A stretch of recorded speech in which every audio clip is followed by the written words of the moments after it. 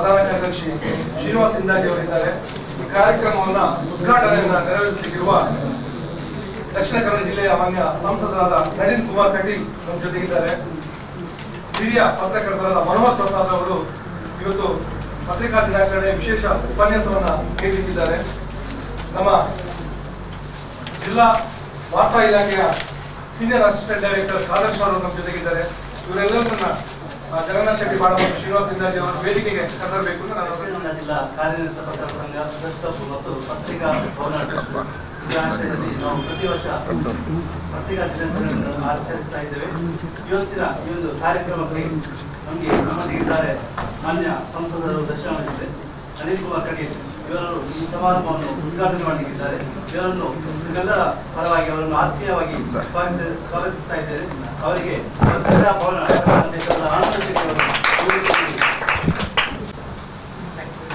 ನಮ್ಮೊಟ್ಟಿಗೆ ಹಿರಿಯ ಪತ್ರಕರ್ತರ ಪ್ರೆಸ್ ಕ್ಲಬ್ ದಿನಾಚರಣೆ ಆದಾಗ ಒಮ್ಮೆ ಪತ್ರಿಕಾ ದಿನಾಚರಣೆ ಕೂಡ ಅವರಿಗೆ ಉಸ್ತುವಾರಿ ಸಚಿವರು ಬರ್ಲಿಕ್ಕೆ ಆಗಿಲ್ಲ ಅಂತ ಹೇಳಿ ಅನುಪಸ್ಥಿತಿಯಲ್ಲಿ ಬಂದವರು ಈ ಕಾರ್ಯಕ್ರಮವನ್ನ ಉದ್ಘಾಟನೆ ಮಾಡಿದ್ರು.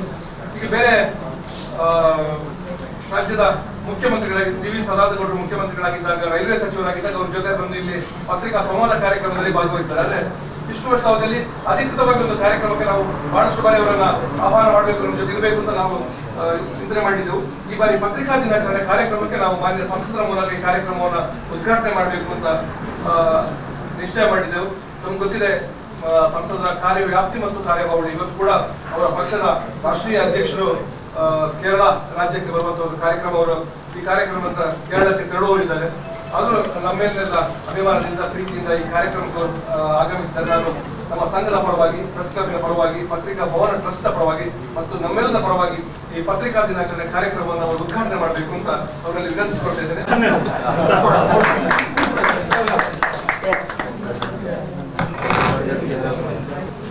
ದಕ್ಷಿಣ ಕನ್ನಡ ಜಿಲ್ಲಾ ಕಾರ್ಯನಿರತ ಪತ್ರಕರ್ತರ ಸಂಘ, ಮಂಗಳೂರು ಪ್ರೆಸ್ ಕ್ಲಬ್ ಹಾಗೂ ಪತ್ರಿಕಾ ಭವನ ಟ್ರಸ್ಟ್ ಇದರ ಸಂಯುಕ್ತ ಆಶ್ರಯದಲ್ಲಿ ನಡೆಯತಕ್ಕಂಥ ಈ ಪತ್ರಿಕಾ ದಿನಾಚರಣೆಯ ಉಪನ್ಯಾಸವನ್ನು ಮಾಡಲಿಕ್ಕೆ ಬಂದಿರತಕ್ಕಂಥ ಈ ಜಿಲ್ಲೆಯ, ಈ ರಾಜ್ಯದ ಹಿರಿಯ ಪತ್ರಕರ್ತರು, ಮಂಗಳೂರು ಉದಯವಾಣಿ ಸುದ್ದಿ ವಿಭಾಗದ ಮುಖ್ಯಸ್ಥರು, ನಮ್ಮೆಲ್ಲ ಆದರಣೀಯರಾಗಿರ್ತಕ್ಕಂಥ ಮನೋಹರ್ ಪ್ರಸಾದ್ ಅವರೇ, ಜಿಲ್ಲಾ ಕಾರ್ಯನಿರತ ಪತ್ರಕರ್ತರ ಸಂಘದ ಅಧ್ಯಕ್ಷ ಆಗಿರ್ತಕ್ಕಂಥ ಜಗನ್ನಾಥ್ ಶೆಟ್ಟಿ ಅವರೇ, ವಾರ್ತಾಧಿಕಾರಿಗಳಾಗಿರ್ತಕ್ಕಂಥ ಖಾದರ್ ಶಾ ಅವರೇ, ಪ್ರಧಾನ ಕಾರ್ಯದರ್ಶಿಗಳಾಗಿರ್ತಕ್ಕಂಥ ಶ್ರೀನಿವಾಸ್ ನಾಯಕ್ ಇಂದಾಜಿ ಅವರೇ,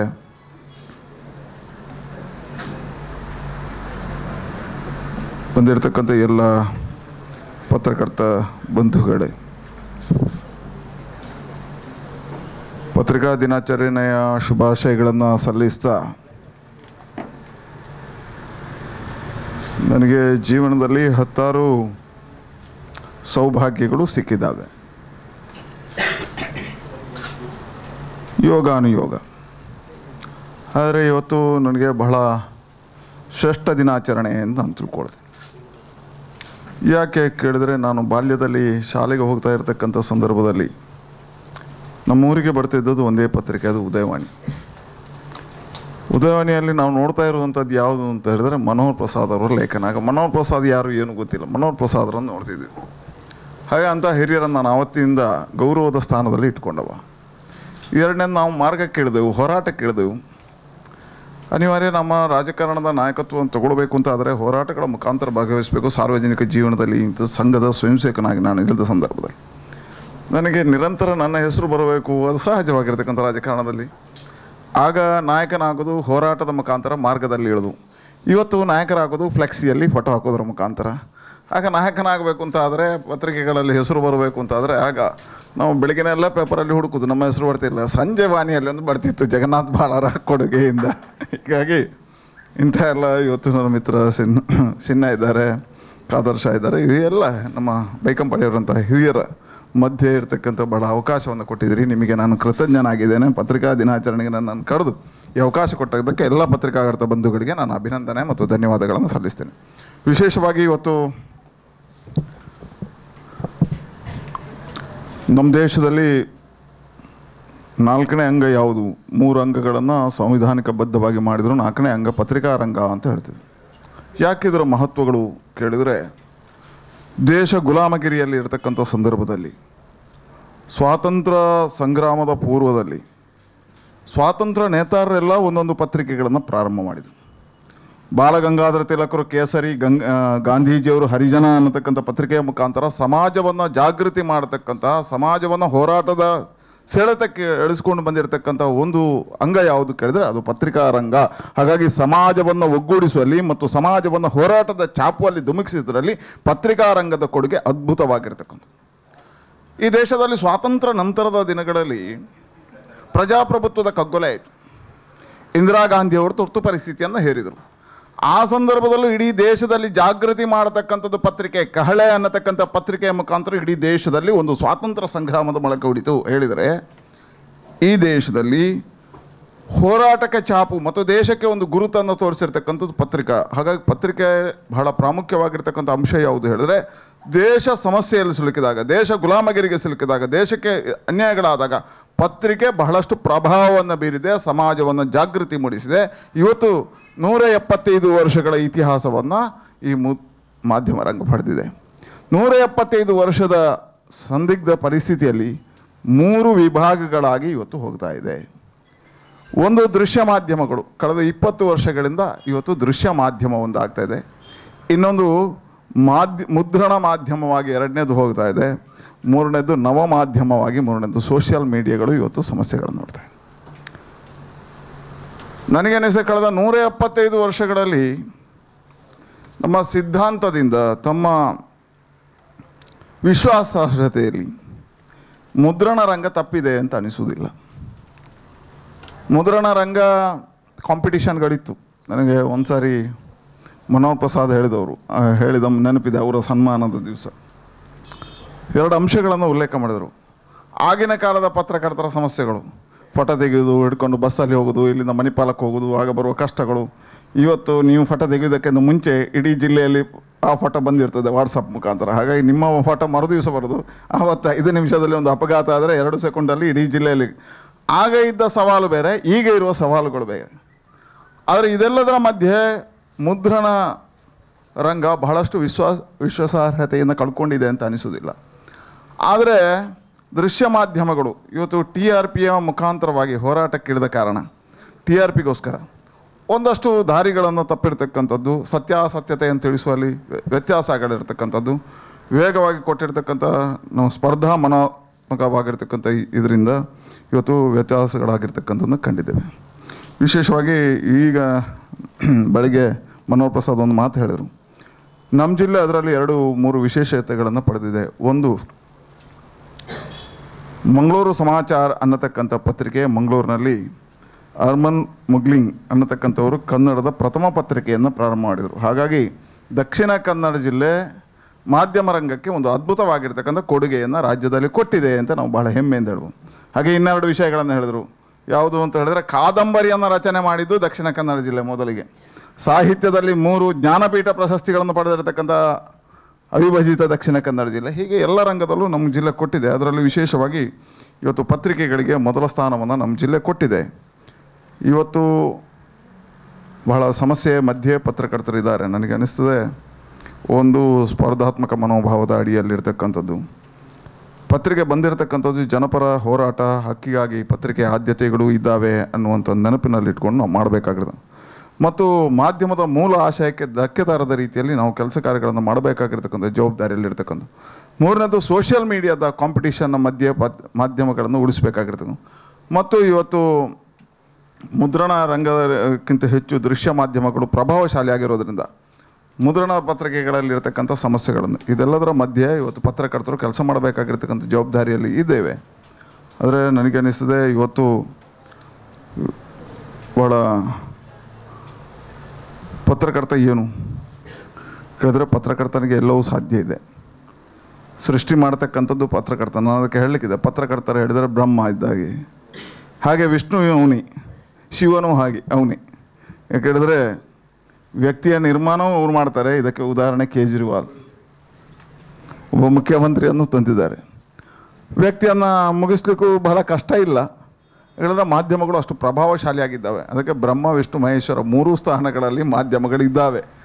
ಹಾಗಾಗಿ ಅದರ ಸ್ಥಾನಗಳನ್ನು ಉಳಿಸಬೇಕಾಗಿರ್ತಕ್ಕಂಥ ಜವಾಬ್ದಾರಿ ಅಡಿಯಲ್ಲಿ ಇವತ್ತು ಇರಬೇಕು. ಇವತ್ತು ಬೇರೆ ಬೇರೆ ರೀತಿಯಲ್ಲಿ ಕೆಲಸ ಮಾಡಬೇಕಾಗಿರ್ತಕ್ಕಂಥ ಪತ್ರಕರ್ತರು ಸವಾಲಿನ ಮಧ್ಯೆ, ಸಮಸ್ಯೆಗಳ ಮಧ್ಯೆ ಇದ್ದಾಗಲೂ ಸಮೇತ ಸಮಾಜವನ್ನು ಸರಿದಾರಿಗೆ ತರತಕ್ಕಂಥ, ಸಮಾಜವನ್ನು ಸರಿ ಮಾಡತಕ್ಕಂಥ ವಿಶ್ವಾಸ ಇರತಕ್ಕಂಥ ಒಂದೇ ಒಂದು ಇರುವಂಥದ್ದು ಇವತ್ತು ಮಾಧ್ಯಮ ರಂಗ.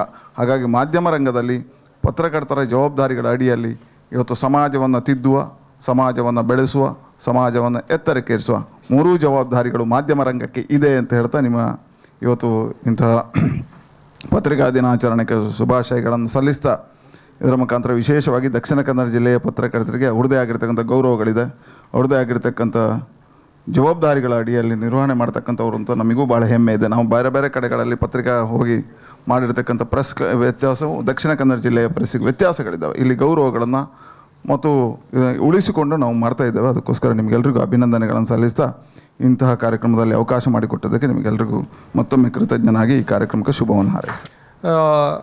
ಉದಯವಾಣಿ ಪತ್ರಿಕೆಯ ಬ್ಯೂರೋ ವಿಭಾಗದ ಮುಖ್ಯಸ್ಥರಾಗಿ ಮನೋಹರ್ ಪ್ರಸಾದ್ ಕೆಲಸ ಮಾಡಿದ್ರು. ನಾನು ಮೊನ್ನೆ ಯೋಗ ದಿನಾಚರಣೆ ಕಾರ್ಯಕ್ರಮದಲ್ಲಿ ನಾನು ಅಷ್ಟಕ್ಕೆ ಮಾತ್ರ ಅವರ ಪರಿಚಯವನ್ನು ಸೀಮಿತ ಮಾಡ್ತೇನೆ.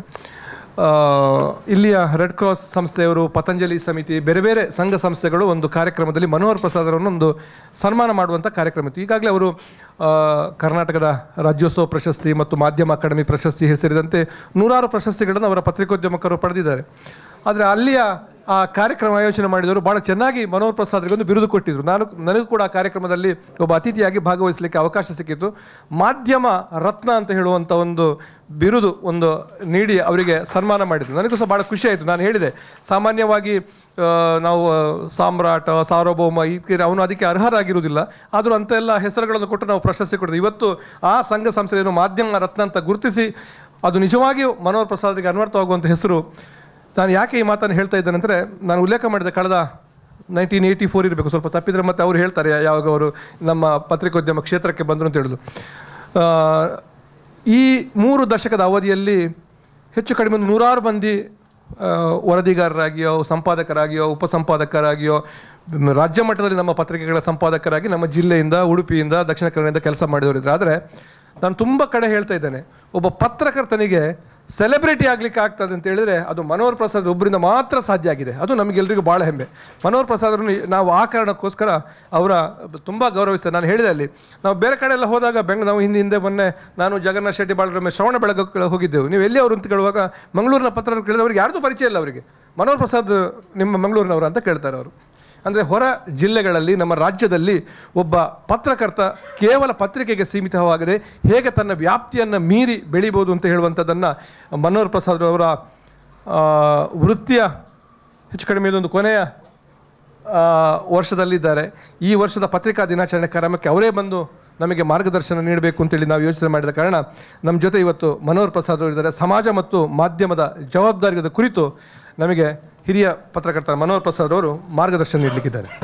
ಗೌರವಾನ್ವಿತ ಉದ್ಘಾಟಕರು ಮತ್ತು ನಮ್ಮೆಲ್ಲರ ನೆಚ್ಚಿನ ಜನ ನಾಯಕರು ಆಗಿರುವಂತಹ ಶ್ರೀ ನಳಿನ್ ಕುಮಾರ್ ಕಟೀಲು ಅವರೇ, ಈ ದಿನ ವೇದಿಕೆಯಲ್ಲಿ ಉಪಸ್ಥಿತರಿರುವಂಥ, ಈಗ ತಾನೇ ಬಡ್ತಿಗೊಂಡಿರುವಂತಹ ನಮ್ಮ ಹಿರಿಯ ಸಹಾಯಕ ವಾರ್ತಾಧಿಕಾರಿಗಳಾಗಿರುವಂತಹ ಖಾದರ್ ಶಾ ಅವರಿಗೆ ಅಭಿನಂದನೆಗಳ ಸಹಿತ ಅವರನ್ನು ಉಲ್ಲೇಖ ಮಾಡ್ತಾ ಇದ್ದೇನೆ.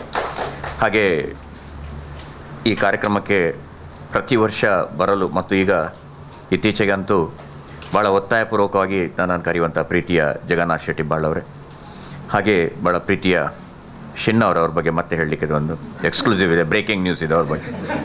ಹಾಗೆ ನನ್ನ ಬಗ್ಗೆ ಒಂದಷ್ಟು ಆರೋಪಗಳನ್ನು ಮಾಡಿದಂತಹ ಗೆಳೆಯ ಹರೀಶ್ ರೈ ಅವರೇ, ಆರೋಪಗಳನ್ನು ಮಾಡಿದ್ರು, ಸೋ ಮೆನಿ ಎಲಿಗೇಷನ್ಸ್. ಅದು ಪ್ರೀತಿಯ ಆರೋಪಗಳು. ತುಂಬ ಇಷ್ಟ ಆಯಿತು. ಸ್ವಲ್ಪ ಹೊತ್ತು ಇನ್ನೂ 5 ನಿಮಿಷ ಮಾತಾಡ್ಬೋದಿತ್ತು ಅಂತ ಅನಿಸ್ತು ನನಗೆ. ಯಾಕೆ ನಳಿನಣ್ಣ ನನಗೆ ಹೋಗ್ಲಿಕ್ಕೆ ಇಲ್ಲದೇ ಇರ್ತಿದ್ರೆ ತುಂಬ ಖುಷಿ. ಅದೆಲ್ಲ ನಾನೇನಂತ ಒಂದು ಸಲ ಹೀಗೆ ಪಿಂಚ್ ಮಾಡಿಕೊಂಡು ಆನಂತರ ಇಲ್ಲಿರುವಂಥ ಯಾರ ಹೆಸರು ಹೇಳೋದು ಯಾರದ್ದು ಬಿಡೋದು ಅಂತ ಒಂದು ಪ್ರಶ್ನೆ ಆಗಿದೆ. ಏನಿದ್ರು ಗೆಳೆಯ ಚಿದಂಬರ್ ಜೊತೆಗೆ 84ರಿಂದ ಸಾಗಿಕೊಂಡು ಬಂದವರು, ಆನಂದ್ ಶೆಟ್ಟಿಯವರು ನಮ್ಮನ್ನು ಭಾಳ ಬೇಗ ನಮ್ಮ ಜೊತೆಗೆ ಸೇರಿಕೊಂಡವರು, ಹಾಗೆ ರವೀಶ್ ಶೆಟ್ಟಿಯವರು, ಮತ್ತು ಈಗಿನ ಹೊಸ ಪೀಳಿಗೆ. ನಿನ್ನೆ ಕಳೆದ ವಾರ ಅಷ್ಟೇ ಒಂದು ರಾಜ್ಯ ಪ್ರಶಸ್ತಿ ಪಡ್ಕೊಂಡು ಬಂದಿದ್ದಾರೆ ಜಿತೇಂದ್ರ ಅವರು. ನಮಗೆಲ್ಲ ಪತ್ರಕರ್ತರಿಗೆ ಇನ್ನೊಂದು it's A nice good news. ಬೆಂಗಳೂರಿನಲ್ಲಿ ಒಂದು ಪ್ರಶಸ್ತಿ ತಗೊಂಡ್ರು. ಹಾಗೆ ನನ್ನನ್ನು ಭಾಳ ವರ್ಷಗಳ ನಂತರ ಸಿನಿಮಾದಲ್ಲಿ ಒಂದು ಪಾತ್ರವನ್ನು ಕೊಟ್ಟು, ನಾನು ಅದರ ಮೊದಲೆಲ್ಲ ಕೊಂಕಣಿಯಲ್ಲಿ ವರನಾಟ ಇದ್ದೆ. ನಾನು ಬಕ್ಸಾಣ್ ಅಂತ ಒಂದು ಸಿನಿಮಾದಲ್ಲಿ ಆ್ಯಕ್ಟ್ ಮಾಡಿದ್ದೆ. ಹಾಗೆ ವರ ಅಂದರೆ ರಾಜ್ಕುಮಾರ್ ಕನ್ನಡದಲ್ಲಿ ವರನಾಟ, ನಾನು ಕೊಂಕಣಿಯಲ್ಲಿ ಓರನಾಟ ಆಗಿದೆ ಒಮ್ಮೆ. ಆ ಒಂದು ದಾಖಲೆ ಅದನ್ನು ಮುರಿಲಿಕ್ಕೆ ಕೂಡ ಪ್ರಕಾಶ್ ಅಣ್ಣ ಸಹಕಾರ ಮಾಡಿದರು. ಹಾಗೆ ಇಷ್ಟು ಮಂದಿ ಸ್ನೇಹಿತರು, ಆತ್ಮೀಯರೇ, ವಿಶೇಷವಾಗಿ ಇವತ್ತು ನನ್ನ ಸಹೋದ್ಯೋಗಿಗಳು ಎಲ್ಲ ಹೆಸರು ಹೇಳ್ತಾ ಇಲ್ಲ, ದಯವಿಟ್ಟು ಕ್ಷಮಿಸಬೇಕು. ಆಮೇಲೆ ಛಾಯಾಗ್ರಾಹಕರು ದಯವಿಟ್ಟು ಮತ್ತೆ ಎಂದಿನಂತೆ ಫೇಸ್ಬುಕ್ಕಿಗೆ ಫೋಟೋಗಳನ್ನು ಕೊಡಬೇಕು ಅಂತ ಅವ್ರ ಹತ್ರ ಕೇಳಿಕೊಂಡು, ಆಮೇಲೆ ನನ್ನ ಈ ಹೊಸ ಇವತ್ತು ಪತ್ರಿಕೋದ್ಯಮದ ವಿದ್ಯಾರ್ಥಿಗಳು ಇಲ್ಲಿದ್ದಾರೆ ಮತ್ತು ಅವರನ್ನೆಲ್ಲ ಕರ್ಕೊಂಡು ಬಂದಂತಹ ವಿಶೇಷವಾಗಿ ಪ್ರತಿ ವರ್ಷ ಸ್ಮಿತಾ ಅವರಿಗೆ ಒಂದು ವಿಶೇಷವಾದಂಥ ಒಂದು ಕೃತಜ್ಞತೆ ನಾವು ಕೊಡುವ. We are doing wonderful work. ಅಷ್ಟು ಮಂದಿ ವಿದ್ಯಾರ್ಥಿನಿಯರನ್ನು ಇಲ್ಲಿ ಕರ್ಕೊಂಡು ಬಂದು, ಕೆಲವು ಕಡೆ ಈ ಪಾಠ ಮಾಡುವವರಿಗೆ ನಾವು ಇನ್ನೊಬ್ಬರ ಹತ್ರ ಏನು ಕಲಿಯೋದು ಅಂತ ಇರ್ತದೆ.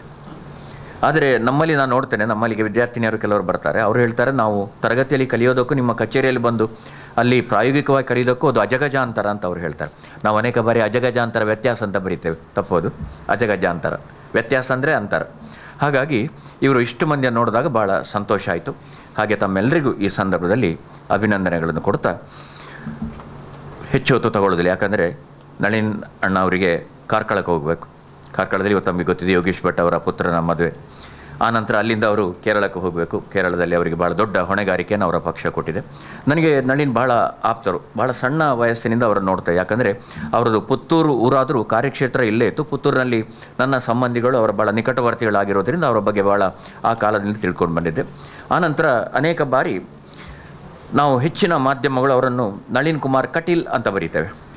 ಹಾಗಾಗಿ ಅದು ಅವರ ಸರಿಯಾದ ಹೆಸರು ನಳಿನ್ ಕುಮಾರ್ ಕಟೀಲು, ಅದು ಅಧಿಕೃತವಾದಂಥ ದಾಖಲೆ. ಹಾಗಾಗಿ ಒಂದು ಸಲ ಅವರಲ್ಲೇ ಕೇಳಿ ನಾನು ಅದನ್ನು ದೃಢಪಡಿಸಿಕೊಂಡೆ. ಆನಂತರ ಒಂದು ಸಂತೋಷ ಅಂದರೆ ಅವರ ಈ ಕಾರ್ಯವೈಖರಿ, ಅವರ ಸಾಧನೆ ನಮ್ಮ ದಕ್ಷಿಣ ಕನ್ನಡ ಜಿಲ್ಲೆ. ಆಗ ಅವರು ಮೊದಲಾಗಿ ನಮ್ಮ ದಕ್ಷಿಣ ಕನ್ನಡ ಲೋಕಸಭಾ ಕ್ಷೇತ್ರ ಆರಂಭ ಆದಾಗ ಅವರ ಪಕ್ಷದಿಂದ ಅವರು ಸ್ಪರ್ಧೆ ಮಾಡಿದರು. ಅದರ ಮೊದಲು ನಾವು ಮಂಗಳೂರು ಕ್ಷೇತ್ರ ಆಗಿದ್ದೇವೆ, ನೆನಪುಂಟಲ್ಲ. ಆಗಿನ ಮಂಗಳೂರು ಲೋಕಸಭಾ ಕ್ಷೇತ್ರ ಅಂದರೆ ದಕ್ಷಿಣ ಕನ್ನಡದ 5, ಆಮೇಲೆ ಕೊಡಗಿನ 3 ಕ್ಷೇತ್ರಗಳಿತ್ತು ಅದರಲ್ಲಿ. ಆಮೇಲೆ ಎಲ್ಲ ವಾಪಸ್ ಪುನರ್ ಸಂಘಟನೆ ಆದಾಗ ದಕ್ಷಿಣ ಕನ್ನಡ ಲೋಕಸಭಾ ಕ್ಷೇತ್ರ ಅಸ್ತಿತ್ವಕ್ಕೆ ಬಂತು. ಮೊದಲ ಚುನಾವಣೆಯಲ್ಲಿ ಅವರು 42,042 ಮತಗಳ ಅಂತರದಿಂದ ಅವ್ರು ಗೆದ್ದರು. ಟು ಬಿ ಎಕ್ಸಾಕ್ಟ್ 42,240 ಮತಗಳ ಅಂತರದಿಂದ ಗೆದ್ದರು. ಅದು ಸಹ ಒಬ್ಬರು ಅತಿರಥರ ಎದುರಿಗೆ ಅವರು ಪ್ರಥಮ ಬಾರಿ ಸ್ಪರ್ಧೆ ಮಾಡಿ ಜಯಿಸಿ ಲೋಕಸಭೆ ಪ್ರವೇಶ ಮಾಡಿದರು. ಆನಂತರ 2ನೇ ಚುನಾವಣೆಯಲ್ಲಿ ಹೇಗಿರ್ತದೆ ಅಂತ ನಾವು ಕುತೂಹಲದಲ್ಲಿದ್ದರೆ, 2ನೇ ಚುನಾವಣೆಯಲ್ಲಿ ಅವರ ಅಂತರ 1,43,000ಕ್ಕೆ ಇರ್ತದೆ. 42,000 ಇದ್ದದ್ದು ಮುಂದಿನ ಚುನಾವಣೆಯಲ್ಲಿ, ಅವರು ಕಳೆದ ಚುನಾವಣೆಯಲ್ಲಿ ಅವರ ಗೆದ್ದ ಅಂತರ 1,43,000, ಅಂದರೆ 1,01,000. ನಿನ್ನೆ ಮೊನ್ನೆ ವಿಧಾನಸಭೆ ಚುನಾವಣೆ ಫಲಿತಾಂಶ ಬಂತು. ದಕ್ಷಿಣ ಕನ್ನಡದ 8ರಲ್ಲಿ 7 ಅವರ ನಾಯಕತ್ವದಲ್ಲಿ ಅವರ ಪಕ್ಷ ಜಯಿಸಿತು. ಅಷ್ಟು ಮಾತ್ರವಲ್ಲ, ಒಟ್ಟು ಕಳೆದ ಬಾರಿ ಅವರ 6 ಲಕ್ಷ ಚಿಲ್ಲರೆ ಮತಗಳು ಬಂದಿದ್ದರೆ ಈ ಬಾರಿ ಅವರ 8 ಅಭ್ಯರ್ಥಿಗಳಿಗೆ 7,12,000 ಚಿಲ್ಲರೆ ಮತಗಳು ತಮಗೆ ಪ್ರಾಪ್ತ ಆಗಿದೆ. ಇದು ಈ ಬಾರಿಯ ಒಂದು ವಿಶೇಷವಾದಂಥ ದಾಖಲೆ ಅಂತ. ನಳಿನ್ ನಮ್ಮ ಜೊತೆಗೆ ಭಾಳ ಪ್ರೀತಿಯಿಂದ ಈ ಸಂದರ್ಭದಲ್ಲಿ ಉಪಸ್ಥಿತರಿದ್ದಾರೆ. ನಾನು ಯೋಚನೆ ಮಾಡಿದೆ ಅವರು ಹೊರಡ್ತಾರೆ ಅಂತ, ಅವರದ್ದು ಉದ್ಘಾಟನಾ ಸಂದೇಶ ಆದಮೇಲೆ ಹೊರಡ್ತಾರೆ ಅಂತ ನಾನು ಕೇಳಲಿಕ್ಕೆ ಧೈರ್ಯ ಇಲ್ಲ, ಮತ್ತು ನನಗಾಗಿ ಪುಣ್ಯ ಪೊಲೀಸರು ಅಂತ ಹೇಳಲಿಕ್ಕೂ ಧೈರ್ಯ ಇಲ್ಲ. ಯಾಕಂದರೆ ಇರಲಿ ಅಂತ ಒಂದು ಆಸೆ ಉಂಟು ಮನಸ್ಸಲ್ಲಿ. ಹಾಗಾಗಿ ಟು ಇಂಪ್ರೆಸ್ ಹಿಮ್ ಅಂತ ಹೇಳ್ತೀವಲ್ಲ ಹಾಗೆ. ಇಷ್ಟೆಲ್ಲ ಒಳ್ಳೆಯ ಸಾಧಕ ಮತ್ತು ಅತ್ಯಂತ ಗರಿಷ್ಠ ಪ್ರಮಾಣದಲ್ಲಿ, ಇಲ್ಲಿ ಒಂದು ತಪ್ಪು ಮಾಡಿದೆ ನಾನು, ಅತ್ಯಂತ ಗರಿಷ್ಠ ಪ್ರಮಾಣ ಅಲ್ಲ, ಗರಿಷ್ಠ ಪ್ರಮಾಣದಲ್ಲಿ ಅವರು ತಮ್ಮ ಲೋಕಸಭಾ ಸದಸ್ಯನ ಅನುದಾನವನ್ನು ಜನಹಿತ ಕಾರ್ಯಗಳಿಗೆ ಬಳಸಿದಂಥ ಅಗ್ರಗಣ್ಯ ಸಂಸದ ಎಂಬ ಖ್ಯಾತಿಗೆ ಅವರು ಪಾತ್ರರಾಗಿದ್ದಾರೆ. ಇದೆಲ್ಲವೂ ನಮಗೆ ಕಂಡು ಕೇಳರಿಯಾದ ವಿಷಯಗಳು. ಎಷ್ಟೋ ಬಾರಿ 75% ಹಿಂದೆ ಹೋಗ್ತದೆ ಅನುದಾನ. ಅದರ ನಡುವೆ ತಾವೊಂದು ಒಳ್ಳೆಯ ಸಾಧನೆ ಮಾಡಿದ್ದೀರಿ, ಸದಾ ನಗುಮುಖ. ಅವರ ಪಕ್ಷದ ಚಿಹ್ನೆ ಹೆಸರು ಮತ್ತು ಅವರ ಅಭ್ಯರ್ಥಿ ಹೆಸರು ಒಂದೇ ಆಗಿರೋದು ಅವರಿಗೆ ಮಾತ್ರ. ಗೊತ್ತಾಯ್ತಾ? ಅವರ ಪಕ್ಷದ ಚಿಹ್ನೆ ಯಾವುದು? ನಳಿನ ಅಂದರೆ ತಾವರೆ, ನಳಿನಾಕ್ಷ ಅಂದರೆ ತಾವರೆ ಕಣ್ಣಿನವಳು, ನಳಿನಾಕ್ಷಿ ಅಂದರೆ ತಾವರೆ ಅಂತ ಕಣ್ಣಿನವಳು. ಆಯ್ತು, ಅವರ ಹೆಸರು ಕೂಡ ನಳಿನ. ಹಾಗೆ ಅದು ಭಾಳ ರೇರ್ ಅದು. ಆ ಥರದ ಎಲ್ಲವನ್ನು ಇಟ್ಟುಕೊಂಡು ಮತ್ತು ಒಳ್ಳೆಯ ಮಾತುಗಾರ. ಇತ್ತೀಚೆಗಂತೂ ಅವರ ಶೈಲಿಯ ಕನ್ನಡ ಉಚ್ಚಾರ, ಅವರ ಮೊದಲ ವಾಕ್ಯವೇ ನೋಡಿ, ಸಂಘ ಉಚ್ಚಾರ, ಅದನ್ನು ಎಷ್ಟು ಚೆನ್ನಾಗಿ ಅವರು ಹೇಳ್ತಾರೆ. ಅದರಿಂದ ಅವ್ರ ಬಗ್ಗೆ 2 ಮಾತು ಹೇಳಿದೆ ನಾನು. ಮತ್ತು ಒಟ್ಟು ನಮ್ಮ ಸಂಘ ಈ ಕಾರ್ಯಕ್ರಮಗಳು, ನನಗೆ ಇದು ನಾನು 5ನೇ ಬಾರಿ 6ನೇ ಬಾರಿ ಭಾಷಣ ಮಾಡ್ತಾ ಇದ್ದೆ. ನನಗೆ ಬಾಳಣ್ಣ ಹೇಳಿದರು, ನಾವು ಅವರನ್ನು ಪ್ರತಿ ವರ್ಷ ಕರೀತಾ ಇದ್ದೇವೆ. ನಿಮ್ಗೆ ಗೊತ್ತಿರ್ಬೋದು, ಹಳೆಯ ವಿಷಯ ಅದು. ಒಂದು ಕಡೆ ಒಬ್ಬರು ಪದ್ಯ ಹಾಡಿದರು, ಮೊದಲ ಬಾರಿಗೆ ಒತ್ತಾಯಕ್ಕೆ ಪದ್ಯ ಹಾಡಿದರು. ಆ ಪದ್ಯ ಕೇಳಿದ ಜನ ಒನ್ಸ್ ಮೋರ್ ಅಂದರು, ಪುನಃ ಹಾಡಿದರು. ಜನ ಒನ್ಸ್ ಮೋರ್ ಅಂದರು, ಪುನಃ ಹಾಡಿದ್ರು. 7 ಸಲ. ಇವರಿಗೆ ಆಶ್ಚರ್ಯ ಆಯ್ತು, ಮೊದಲ ಬಾರಿ ಹಾಡ್ತಾ ಇದ್ದೇನೆ, ನಿಮ್ಗೆ ಅಷ್ಟು ಇಷ್ಟ ಆಯ್ತಾ? ಹಾಗೆ ನೀವು ತುಂಬ ತಪ್ಪು ಹಾಡ್ತೀರಿ, ಸರಿ ಹಾಡುವವರಿಗೆ ನಿಮ್ಮ ಹತ್ರ ಹಾಡಿಸ್ತೇವೆ ಅಂತ ಅವರು ಹೇಳಿದ್ದಾರೆ. ಆ ಕಾರಣಕ್ಕಾಗಿ ನನ್ನ ಈ ಬಾರಿ 6ನೇ 7ನೇ ಬಾರಿ ಕರೆಸಿದ್ದಾರೆ. ಮತ್ತು ಒಂದು ಎಚ್ಚರಿಕೆ ಪರ್ಯಾಯವಾಗಿ ಬಂದು ಇದು ಅವರನ್ನು ಕೊನೆಯ ಬಾರಿ ಕರೆಸೋದು ಅಂತ ಅವರು ಹೇಳಿದರು.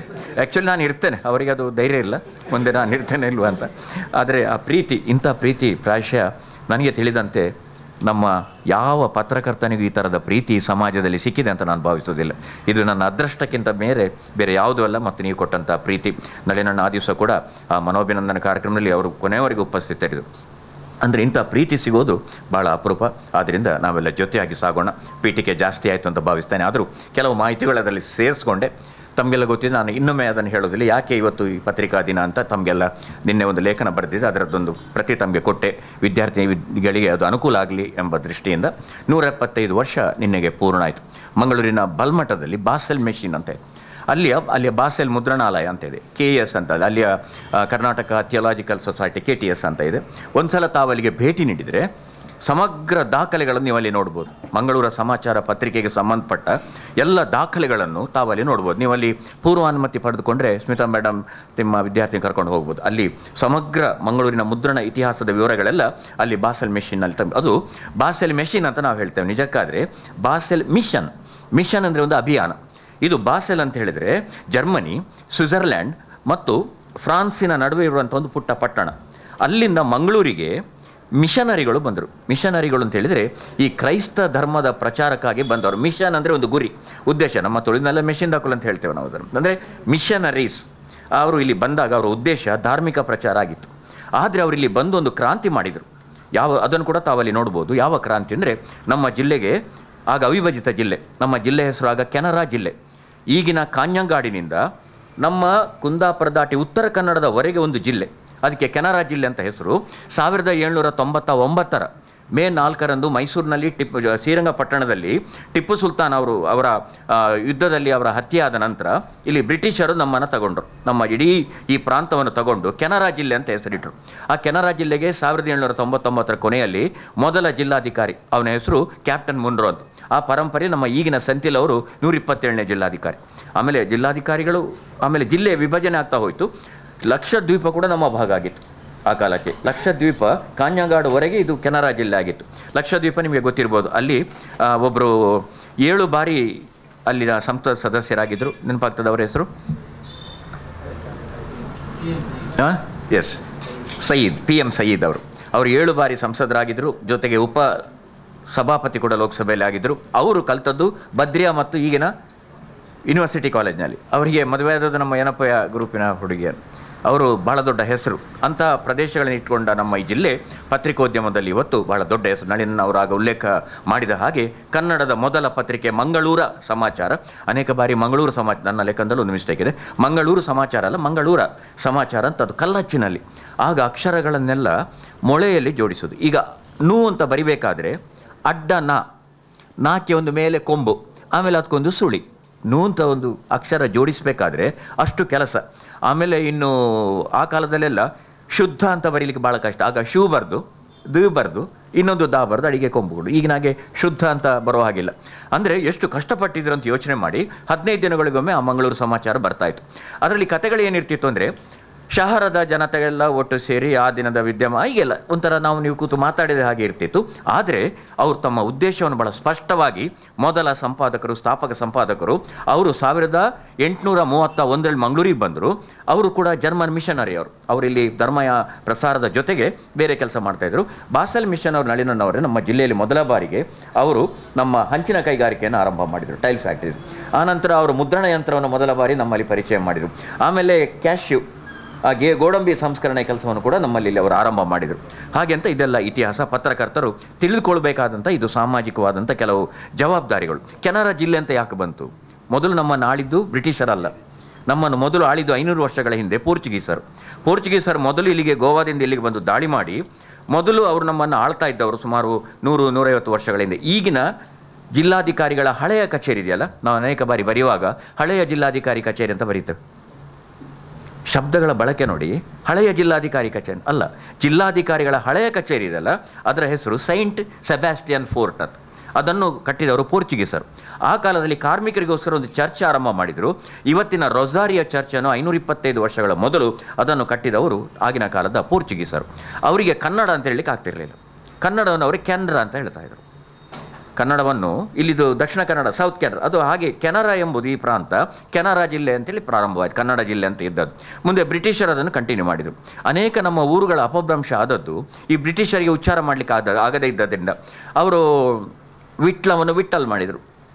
ವಿಟ್ಲ ಅಂತ ಅವ್ರಿಗೆ ಹೇಳಲಿಕ್ಕೆ ಆಗ್ತಿರ್ಲಿಲ್ಲ. ಆನಂತರ ಕಾಪನ್ನು ಕೌಪ್ ಮಾಡಿದರು. ಅವರು ಕಾಪ್ ಅಂತ ಹೇಳಲಿಕ್ಕೆ ಆಗ್ತಿರಲಿಲ್ಲ, ಅದರ ಸ್ಪೆಲ್ಲಿಂಗನ್ನು ಕೌಪ್ ಅಂತ ಮಾಡಿದ್ದಾರೆ, KAUP. ಅವರ ಉಚ್ಚಾರಕ್ಕೆ ಅನುಗುಣವಾಗಿ ಕೆಲವು ಪ್ರದೇಶಗಳ ಹೆಸರು ಬದಲಾಯಿತು. ಇದು ತಮಗೆ ಯಾಕೆ ಈ ಮಾಹಿತಿ ಅಂದರೆ, ಒಂದು ಸಮಾಜದಲ್ಲಿ ಒಂದು ಪತ್ರಕರ್ತ ಎಷ್ಟೊಂದು ವಿಷಯಗಳನ್ನು ಸಂಗ್ರಹ ಮಾಡಿದರೆ ಸಮಾಜದಲ್ಲಿ ಆಗುವಂಥ ತಪ್ಪು ಗ್ರಹಿಕೆಗಳನ್ನು ಆತ ನಿವಾರಿಸಬಹುದು ಎಂಬುದಾಗಿ ಅರ್ಥ.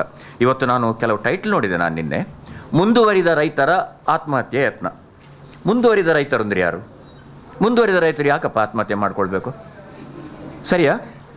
ಅಂದರೆ ರೈತರ ಇನ್ನೂ ಕಷ್ಟ ಇದೆ.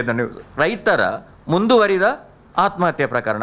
ಆತ್ಮಹತ್ಯೆಯಲ್ಲಿ ಮುಂದುವರಿದ ಯಾವುದು? ಲೇಟೆಸ್ಟ್ ಯಾವುದಾದ್ರೂ ಉಂಟ? ಇನ್ನು ಇಷ್ಟು ಮೇಲೆ ಹಗ್ಗ ತಗೊಳ್ಳೋದು ಇತ್ಯಾದಿ ವಿಷಯ ತಗೊಳ್ಳೋದು ನೋಡಿದೆ ನಾವು. ಇಲ್ಲಿ ಕೆಲವು ಸಮಸ್ಯೆ ಏನು ಬರ್ತದೆ ಅಂದರೆ, ಅಲ್ಲಿ ನಾವು ಒಂದು ಹೈಫನ್ ಬಳಕೆ ಮಾಡಿದರೆ ರೈತರ ಡ್ಯಾಶ್ ಮುಂದುವರಿದ ಆತ್ಮಹತ್ಯಾ ಪ್ರಕರಣ. ಈ ಶಬ್ದಗಳ ಬಳಕೆ ಕೂಡ ಒಬ್ಬ ಪತ್ರಕರ್ತನಿಗೆ ಅತ್ಯಂತ ಪ್ರಮುಖ ಆಗ್ತದೆ. ನಾನು ಬಹಳ ಈ ಶಬ್ದಗಳ ಬಳಕೆಯಿಂದ ಆಗುವಂಥ ಗೊಂದಲಗಳು ನೋಡ್ತೇನೆ. ಪೊಲೀಸರಿಂದ 100 ಗ್ರಾಂ ಹೆರಾಯಿನ್ ವಶಪಡಿಸಿಕೊಂಡ ಪ್ರಕರಣ. ಯಾರ ಹತ್ರ ಇತ್ತು ಹಾಗಾದರೆ ಹೆರಾಯಿನ್? ಪೊಲೀಸರಿಂದ 100 ಗ್ರಾಂ ಹೆರಾಯಿನ್. ನಾನು ಹಿಂದೆ ಒಂದು ಬಹಳ ನಿಮ್ಗೆಲ್ಲರಿಗೂ ಇದು ಮಾತು, ಈ ಬರಹ ಹೇಗಿರಬೇಕು ಅಂತ, ಮಾತು ಮತ್ತು ಬರಹ. ಮಾತಿಗೆ ನಮ್ಮ ಇವತ್ತಿನ ಉದ್ಘಾಟಕರೇ ಒಂದು ಸಾಕ್ಷಿ. ಅಷ್ಟು ಚೆನ್ನಾಗಿ ಅವರು, ನಿಮ್ಮ ಮಾತು ಅದು ಇನ್ನೊಬ್ಬರಿಗೆ ಮುಟ್ಟಬೇಕು. ಅದು ಮಾತು ಮುಟ್ಟದೇ ಇದ್ದರೆ, ತಲುಪದೇ ಇದ್ದರೆ ಮಾತು ಯಾವತ್ತೂ ಕೂಡ ಅದು ಯಶಸ್ವಿ ಆಗಲಿಕ್ಕೆ ಸಾಧ್ಯ ಇಲ್ಲ. ಅದಕ್ಕಾಗಿಯೇ ನಮ್ಮ ಸರ್ವಜ್ಞ ಹೇಳ್ತಾನೆ, ಮಾತಿ ನಿಮ್ನಾಗೆ ನುಡಿಯು ಮಾತಿ ನಿಮ್ಮ ಹಾಗೆ ಲೋಕಕ್ಕೆ, ಮಾತೇ ಮಾಣಿಕ್ಯವು ಲೋಕಕ್ಕೆ, ಮಾತೇ ಸರ್ವ ಸಂಪದವು ಅಂತ ಆತ ಹೇಳ್ತಾನೆ. ಮಾತು ಸರಿಯಾಗಿದೆ. ಇವತ್ತು TV ಮೀಡಿಯಾದಲ್ಲಿ ತುಂಬ ಮಂದಿ ಇದ್ದೀರಿ. ಅವರ ಉಚ್ಚಾರ ಉಲ್ಲೇಖಗಳನ್ನು ನೋಡ್ತೇನೆ ನಾನು. ಅಪ್ಪಟ ಕನ್ನಡ ವಾಹಿನಿಯಲ್ಲಿ ಮೊನ್ನೆ ಒಂದು ಸುದ್ದಿ ಓದಿದ್ದೆ ನಾನು. ಕನ್ನಡದ ಪ್ರಖ್ಯಾತ ನಟಿ ಪೂಜಾ ಗಾಂಧಿಯವರು ಮಾರ್ನಿಂಗ್ 8 o'clock ಎದ್ದು ಬ್ರೇಕ್ಫಾಸ್ಟ್ ಮಾಡಿ ಅವರು ಎಲ್ಲ ಮೇಕಪ್ ಎಲ್ಲ ಸಿದ್ಧ ಮಾಡಿ ನೆಕ್ಸ್ಟ್ ಅವರ ಶೂಟಿಂಗಿಗೆ ಲೊಕೇಶನ್ ಹುಡುಕ್ತಾ ಕಾರ್ನ ಡ್ರೈವರನ್ನು ಅವರು ಕರೆಯುವಾಗ 9 AM ಅಂತ ಹೇಳ್ತಾರೆ. ಇದು ಕನ್ನಡದ ವಾರ್ತೆ. ಆಮೇಲೆ 2 vehicles ಪರಸ್ಪರ ಹೈವೇಯಲ್ಲಿ ಒಂದಕ್ಕೊಂದು ಅದು ಡ್ಯಾಶ್ ಆಗಿ 8 ಮಂದಿ ಇಂಜುರಿ ಆಗಿ 4 ಮಂದಿ ಹಾಸ್ಪಿಟಲಲ್ಲಿ ಇದ್ದಾರೆ. ಇದು ಕನ್ನಡದ ಒಂದು ಪರಿಸ್ಥಿತಿ ನಮಗೆ ಬಂದಂಥದ್ದು ಇವತ್ತು. ಕನ್ನಡದ ಉಚ್ಚಾರಗಳು, ಮಾತು. ನಾನು ಕೆಲವು ಬಾನುಲಿಗಳಲ್ಲಿ ಕೂಡ ಕೇಳಿದ್ದೇನೆ. ಜಗಮೆಚ್ಚಿದ ಮಗ ಚಿತ್ರದಲ್ಲಿ PV ಶ್ರೀನಿವಾಸ್ ಆಡಿದ ಹಾಡು ಮೆಚ್ಚಿ ಬರೆದವರು ಮೈಸೂರಿಂದ ಆಸ ಉಸ ಮಯಸ ಅಂತೇಳಿ ಹೇಳಿಬಿಡ್ತಾರೆ ಅವರು. ಅಂದರೆ ಈ ಉಚ್ಚಾರಗಳನ್ನು ಕಲಿಯದೇ ಇದ್ದರೆ ನೀವು ಯು ಕಾಂಟ್ ಕನ್ವೆ. ನಿಮ್ಮಷ್ಟಕ್ಕೆ ನೀವು ಮಾತಾಡ್ತಾ ಹೋದರೆ ಆಗ್ತದೆ. ಹಿಂದೆಲ್ಲ ನಾನು ಚುನಾವಣೆ ನನಗೆ ರಘುರಾಮಲ್ಲಿದ್ದಾರೆ. ನಾನು 1984ರಿಂದ ಈವರೆಗಿನ ಎಲ್ಲ ಲೋಕಸಭಾ ಚುನಾವಣೆಗಳು, ಎಲ್ಲ ವಿಧಾನಸಭಾ ಚುನಾವಣೆಗಳು ಮತ್ತು ಎಲ್ಲ ಸ್ಥಳೀಯ ಚುನಾವಣೆಗಳನ್ನು ವರದಿ ಮಾಡಿದ್ದೆ ನಾನು. 84ರಲ್ಲಿ ನಾನು ಉದಾಹರಣೆಗೆ ಸೇರಿದ್ದು ಏಪ್ರಿಲ್ 7ರಂದು. ಇಡೀ 84ರಲ್ಲಿ ನಮ್ಮ ಜಿಲ್ಲೆಯಲ್ಲಿ ಎಲ್ಲ ಕಥಾನಕಗಳು ಸಂಭವಿಸಿಬಿಟ್ಟು 84ರ ಅಕ್ಟೋಬರ್ 31ರಂದು ಇಂದಿರಾ ಗಾಂಧಿಯವರ ಹತ್ಯೆ ಆಯಿತು. ಇಂದಿರಾ ಗಾಂಧಿಯವರ ಹತ್ಯೆ ಆದಾಗ ನಾನು ಮತ್ತು ಯಜ್ಞವರು ಬೆಳ್ತಂಗಡಿಯಲ್ಲಿದ್ದೆವು. ಅಲ್ಲಿಂದ ನಾವು ಮಂಗಳೂರಿಗೆ ಬಂದಂಥ ಕಥೆ ಅದು ಬೇರೆ ಕತೆ. ಆನಂತರ ಅದೇ ವರ್ಷ ಲೋಕಸಭೆಗೆ ಚುನಾವಣೆ ಘೋಷಣೆ ಆಯಿತು. ಲೋಕಸಭೆಗೆ ಚುನಾವಣೆ ಘೋಷಣೆ ಆಗಿ ರಾಜೀವ್ ಗಾಂಧಿಯವರು ಆ ಕಾಲದಲ್ಲಿ ಅವರು ಇನ್ಚಾರ್ಜ್ ಆದರು.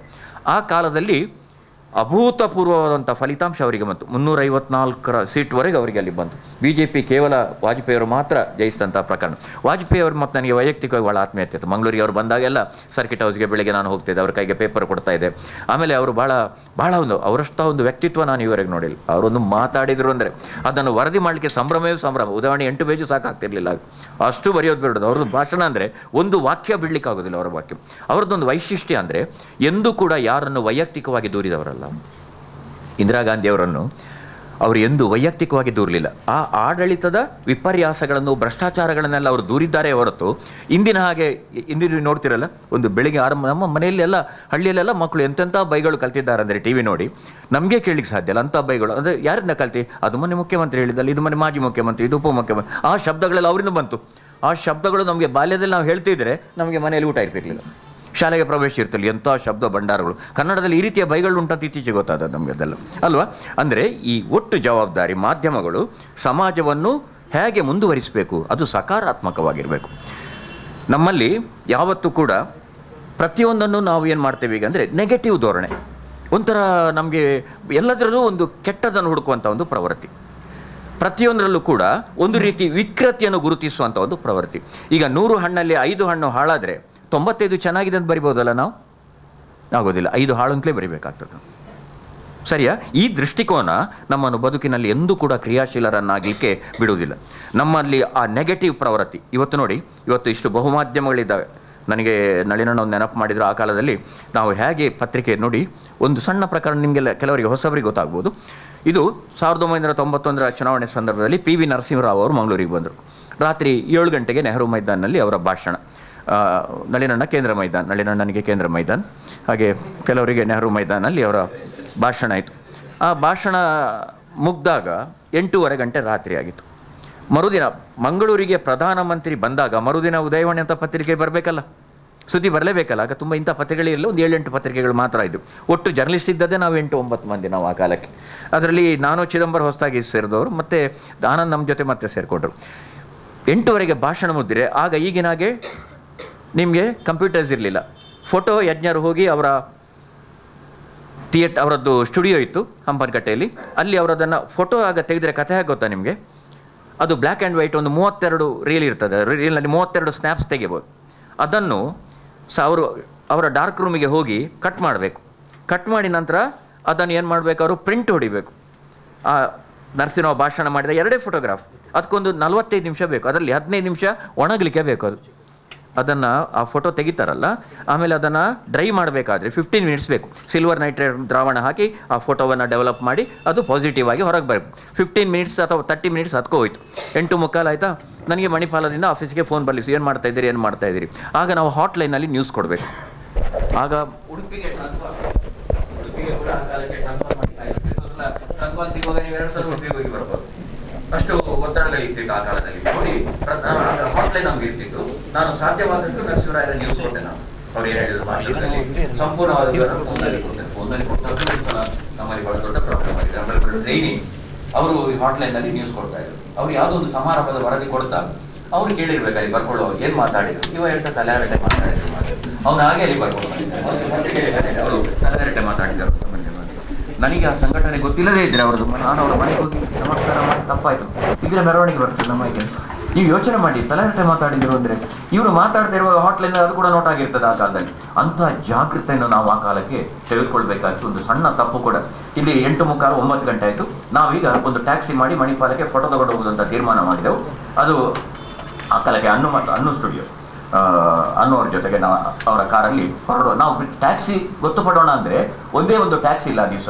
ಎಲ್ಲ ಇವರ ಕಾರ್ಯಕ್ರಮಕ್ಕೆ ತರಲಿಕ್ಕೆ ಪಾರ್ಟಿಯವರು ಅದನ್ನು ಎಂಗೇಜ್ ಮಾಡಿದ್ರು. ಇಡೀ 2 ಅವಿಭಜಿತ ಜಿಲ್ಲೆಯ ಪೂರ್ತಿ ಅಲ್ಲಿಂದ ಜನ ಬಂದಿದ್ದಾರೆ. ಈ ಜನ ತರೋದು ಕೂಡ ಪ್ರಾಬ್ಲಮ್. ಒಂದ್ಸಲ ಬಸ್ಸಿನಿಂದ ಜನ ತಂದಿದ್ದಾರೆ ಇವರು. ಅವರು ಸಮಾರಂಭದಲ್ಲಿ ಇಳಿಲಿಕ್ಕೆ ಹೇಳುವುದಿಲ್ಲ ಭಾಷಣಕ್ಕೆ. ಬಸ್ಸಲ್ಲಿ 40 ಜನ ಆಗೇ ಇದ್ದಾರೆ. ಕೊನೆಗೆ ಇವ್ರು ಕೇಳಿ ಯಾಕೆ ಇಳಿದ್ರು, ಅಲ್ಲ ಕಳ್ಸೆಲ್ಲ ಮಾಡಿ ಬಿಟ್ಟು ಹೋಗಿದ್ದಾರೆ, ಯಾಕೆ ನಾವು ಇಲ್ಲೇ ಕೊಟ್ಕೊಳ್ತೇವೆ. ಹಾಗೆ ಈ ವಾಹನದಲ್ಲಿ ನಮ್ಗೆ ಹೋಗ್ಲಿಕ್ಕೆ ಸಾಧ್ಯ ಇಲ್ಲ, ಒಂದೇ ಒಂದು ಟ್ಯಾಕ್ಸಿ ಇಲ್ಲ.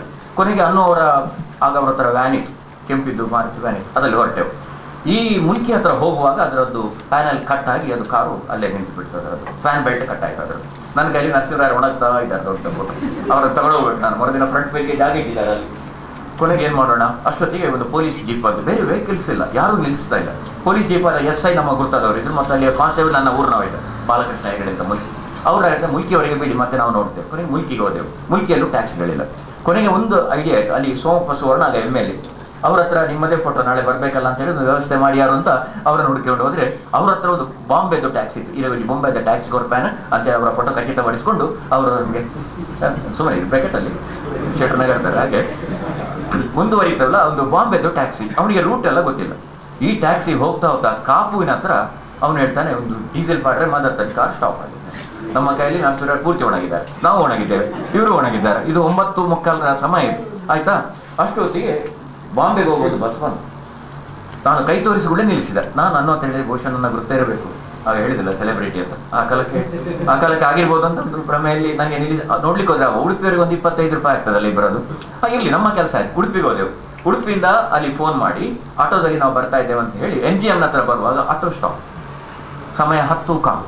ಕೊನೆಗೆ ಮಣಿಪಾಲಕ್ಕೆ ಫೋನ್ ಮಾಡಿ ಅವ್ರು ಜೀಪ್ ತಗೊಂಡು ಬಂದರು. ಹಾಗೆ 10:45ಕ್ಕೆ ನರಸಿಂಹರಾಯರ ಕಚೇರಿ ಗೃಹ ಪ್ರವೇಶ ಇದ್ದಾಗೆ ಅವರ ಫೋಟೋವನ್ನು ತಗೊಂಡೋಗಿ ನಾವು ಅಲ್ಲಿಟ್ಟಾಗ 10:15 ನಮ್ಮ ಬಾಸ್ ಆಯ್ತಾ ಒಂದಷ್ಟು ಮರುದಿನ ಫ್ರಂಟ್ ಪೇಜ್ಗೆ ಬರಲೇಬೇಕು. ಯಾಕಂದ್ರೆ ಯಾವುದೇ ಪಕ್ಷ ನಟೋಡಿ ನರಸಿಂಹರಾವ್ ಯಾರು ಬಂದು, ಇದು ನಾವು ಆ ಕಾಲದಲ್ಲಿ ಮಾಡಿದಂಥ ಕೆಲಸ. ಒಂದು ವೇಳೆ ಇಂಥ ಕೆಲಸ ಮಾಡದೇ ಇರ್ತಿದ್ರೆ ನಮ್ಮ ಕೆಲಸ ಹೋಗ್ತಿದ್ದೆ. ಅದು ಆ ಕಾಲಕ್ಕಾಗಿ ಇಷ್ಟು ಕಷ್ಟಪಡ್ತಾ ಇದ್ದೆ. ಇವತ್ತು ನೋಡ್ತೇನೆ ನಾನು, ಈಗ ಇವರು ಹೇಳಿದ ಹಾಗೆ ಈಗ ಎಲ್ಲ ವಾಟ್ಸಪ್ಪಲ್ಲಿ ಫೇಸ್ಬುಕ್ಕಲ್ಲಿ ನಿಮ್ಮ ದೀಪ ಬೆಳಗಿಸೋದು ಬಂದು ಆಯ್ತು. ಅದಕ್ಕಿಂತ ಮೊದಲು ಈಗ ದೀಪ ಬೆಳಗಿಸುವ ಮೊದಲು ತಾವು ಇವತ್ತು ಮ್ಯಾಚ್ ಬಾಕ್ಸ್ ಬೆಳಗಿಸಿದ್ದು ಒಂದು ವಿಶೇಷವಾದಂತಹ ಕರ್ತವ್ಯ ಅಂತ ಸರಳ ಸಜ್ಜನ ನೋಡಿ. ನನಗೆ ಪುರಭವನದಲ್ಲಿ ಆಗಿದೆ, ಯಡಿಯೂರಪ್ಪ ಅವರು ಮುಖ್ಯಮಂತ್ರಿ, 5 ಯೋಜನೆಗಳು ಉದ್ಘಾಟನೆ, ನಾನು ಕಾರ್ಯಕ್ರಮ ನಿರೂಪಣೆ ಎಲ್ಲ ಬಂದು ನಿಂತು ಈಗ ದೀಪವನ್ನು ಬೆಳಗಿಸುವ ಮೂಲಕ ನಂದು ಅನೌನ್ಸ್ಮೆಂಟ್ ಆಗ್ತಾ ಉಂಟು. ದೀಪ ಬೆಳಗಿಸಲಿ ಮ್ಯಾಚ್ ಬಾಕ್ಸ್ ಇಲ್ಲ ಅಲ್ಲಿ ಯಾರ ಹತ್ರ ಕೂಡ, ದೀಪ ರೆಡಿ, ಆರತಿ ರೆಡಿ, ಮ್ಯಾಚ್ ಬಾಕ್ಸ್ ಯಾರ ಹತ್ರ ಕೂಡ ಇಲ್ಲ. ಏನ್ ಮಾಡೋಣ? ನಿಮ್ಗೆ ಗೊತ್ತಿದೆ ಯಡಿಯೂರಪ್ಪರ ಕೋಪ ಗೊತ್ತಿದೆ ನಿಮಗೆ. ನಾನು ಸುಮ್ಮನೆ ಯಡಿಯೂರಪ್ಪರ ಕೆಲವು ಸಾಧನೆಗಳನ್ನ ಹೇಳ್ತಾ ಹೇಳಿ ಮಾಡಿದಾಗ ಕೊನೆಗೆ ಕೆಳಗಿನಿಂದ ಒಬ್ಬರು ಅಲ್ಲಿ ಆಸೀನರಾದವರು ಸಿಗರೆಟ್ ಲೈಟರ್ ತಗೊಂಡು ಬಂದು ಅದನ್ನ ಇವತ್ತು ನಾನು ಎಲ್ಲಿ ನಿರೂಪಣೆಗೆ ಹೋಗ್ತೇನೆ, ನಾನು ಮೊದಲು ಮ್ಯಾಚ್ ಬಾಕ್ಸ್ ಉಂಟಾಗ ಹೇಳುದು ನಾನು. ಹಾಗೆ ನನ್ನನ್ನು ಓದ್ಕೊಂಡು ಈಗ ತೋರಿಸ್ತಾರೆ ಒಂದು ಜನವರಿಗೆ ಮ್ಯಾಚ್ ಬಾಕ್ಸ್ ಇಟ್ಕೊಳ್ಳಿ. ನೋಡಿದ್ರೆ ನೀವು ಒಂದು ಸಣ್ಣ ವಿಷಯ, ಇದೆಲ್ಲವೂ ನಮಗೆ ಈ ಬದುಕು ಕಲಿಸಿಕೊಟ್ಟಂತಹ ಪಾಠ. ಈ ರೀತಿಯಾಗಿ ಪತ್ರಿಕೋದ್ಯಮದಲ್ಲಿ ಇವತ್ತು ನೋಡ್ತೇನೆ ಎಷ್ಟೊಂದು ಸೆಲೆಬ್ರಿಟೀಸ್ ಇವತ್ತು ಪತ್ರಿಕೋದ್ಯಮದಲ್ಲಿ ಇದ್ದವರು ನೋಡಿ, ಸಿನಿಮಾ ನಿರ್ಮಾಣ ಮಾಡ್ತಾರೆ, ಡಾಕ್ಯುಮೆಂಟರೀಸ್ ನಿರ್ಮಾಣ ಮಾಡ್ತಾರೆ, ಸ್ವತಃ ಪತ್ರಿಕೆಗಳನ್ನು ನಡೆಸ್ತಾರೆ. ವಿಶ್ವವಿದ್ಯಾನಿಲಯಗಳಲ್ಲಿ ಇವತ್ತು ಏನೆಲ್ಲ ಅವಕಾಶಗಳಿದ್ದಾವೆ. ನನಗೆ ಮಂಗಳೂರು ವಿಶ್ವವಿದ್ಯಾನಿಲಯದಲ್ಲಿ ಕೆಲವು ಸಲ ನಾನೀಗ ಸಂದರ್ಶಕ ಪ್ರೊಫೆಸರ್ ಆಗಿ ಹೋಗ್ತಾ ಇದ್ದೇನೆ. ಈಗ ಅಲ್ಲಿ ಕೂಡ ವಿಶೇಷವಾಗಿ ಪ್ರಾಕ್ಟಿಕಲ್ ಆಗಿ ಅಲ್ಲಿ ಮಕ್ಕಳಿಗೆ ಯಾವುದೇ ನಾಲೆಜ್ ಇರೋದಿಲ್ಲ, ಜ್ಞಾನ ಇರೋದಿಲ್ಲ, ಅದನ್ನು ತಿಳಿಸುವಂತ ಕೆಲಸ ಇವತ್ತಾಗಿದೆ. ಇವತ್ತು ಹೇಗೆ ಒಬ್ಬರು ನಳಿನ್ ಎಂಬುವರು ರೂಪುಗೊಳ್ತಾರೆ, ಹೇಗೆ ನಮ್ಮ ಸಂಘದ ಅಧ್ಯಕ್ಷರು ಬಹಳ ಒಳ್ಳೆಯ ಬರಹಗಾರರು, ಚಲನಚಿತ್ರ ತುಳು ರಂಗದ ಬಗ್ಗೆ ಬಹಳ ಅಧ್ಯಯನ ನಡೆಸಿದ್ದಾರೆ. ಶಿನ್ನಾ ಅವರು ನನಗೆ ಇದು 6ನೇ ಫೋನ್ ಮೊಬೈಲ್, ಮತ್ತು ಇತ್ತೀಚೆಗೆ ಅವರದ್ದೇ ಮೊಬೈಲಿಂದ ಮಾಡೋದ್ರಿಂದ ಏನೋ ಅದರಲ್ಲಿ ಸಮಸ್ಯೆಗಳಿಲ್ಲ. ಅವರು ತುಂಬಾ ಚೇಂಜ್ ಆಗಿದ್ದಾರೆ. ನಮ್ಮ ಬಹಳ ಗೆಳೆಯ ಅಂದ್ರೆ ಬಹಳ ಒಂಥರ ಸಣ್ಣ ತಮ್ಮನ ಆಗಿವೆ, ಎಷ್ಟು ಕೂಡ ಅವ್ರಿಗೆ ಬೈಬೋದು. ಕೊನೆಗೆ ನಾನು ಹೇಳಿದೆ, ನಾನು ಬಂದು ಎಲ್ರಿಗೂ ನಾನು ಏನು ಮಾತಾಡ್ತೇನೆ ಅಂತ ಮೊದಲೇ ಗೊತ್ತಿರ್ತದೆ. ಇಲ್ಲ ಸರಿ ಸರ್, ಸ್ವಲ್ಪ ಹೊಸವರು ಬಂದಿರ್ತಾರೆ, ನೀವು ಹಳತೆ ಹೇಳ್ಬೋದು, ನಮ್ಗೆ ಯಾಕೋ ಮರ್ತೋಗಿರ್ತದೆ, ನೋ ಪ್ರಾಬ್ಲಮ್ ಅಂತೇಳಿ ಅವ್ರು ಹೇಳಿದ್ರು. ನಾನು ಹೇಳಿದೆ ಮತ್ತೆ ಪತ್ರಿಕೆ ಒಂದು ಸಮಾಜದ ಸವಾಲೆಲ್ಲ ಹೇಳಿ ಇಲ್ಲಿ ಟೈಟ್ಲ್ ಕೊಡಿ, ನಾನು ನನ್ನಷ್ಟಕ್ಕೆ ಮಾತಾಡ್ತೇನೆ, ಏನಾದರೂ ಒಂದು ಸಮಯ ಕೊಡಿ ನನಗೆ ಎಷ್ಟು ಅಂತ ನಾನು ಹೇಳಿದೆ. ನಳಿನಣ್ಣ ಕೂಡಲೇ ಹೋಗ್ತಾರೆ ಅಂತ ಕೇಳುವಾಗ ಇಲ್ಲ ಸರ್, ಅವ್ರಿಗೆ ನಾವು ರಿಕ್ವೆಸ್ಟ್ ಮಾಡಿದ್ದೇವೆ, ಹಾಗಾಗಿ ಅವರು ಇರ್ತಾರೆ ಅಂತ ಹೇಳಿದ್ರು. ಕೊನೆಗೆ ನಾನು ಹೇಳಿದೆ, ನನಗೆ ಪ್ರಾಬ್ಲಮ್ ಇದೆ, ನನ್ನ ಹತ್ರ ಶರ್ಟ್ ಇಲ್ಲ ಸರಿಯಾಗಿ ಅಂತ ನಾನು ಕೇಳಿದೆ. ಆಗ ಒಂದು ನಿಮಿಷ ಸೈಲೆಂಟ್ ಆದರು ಅವರು.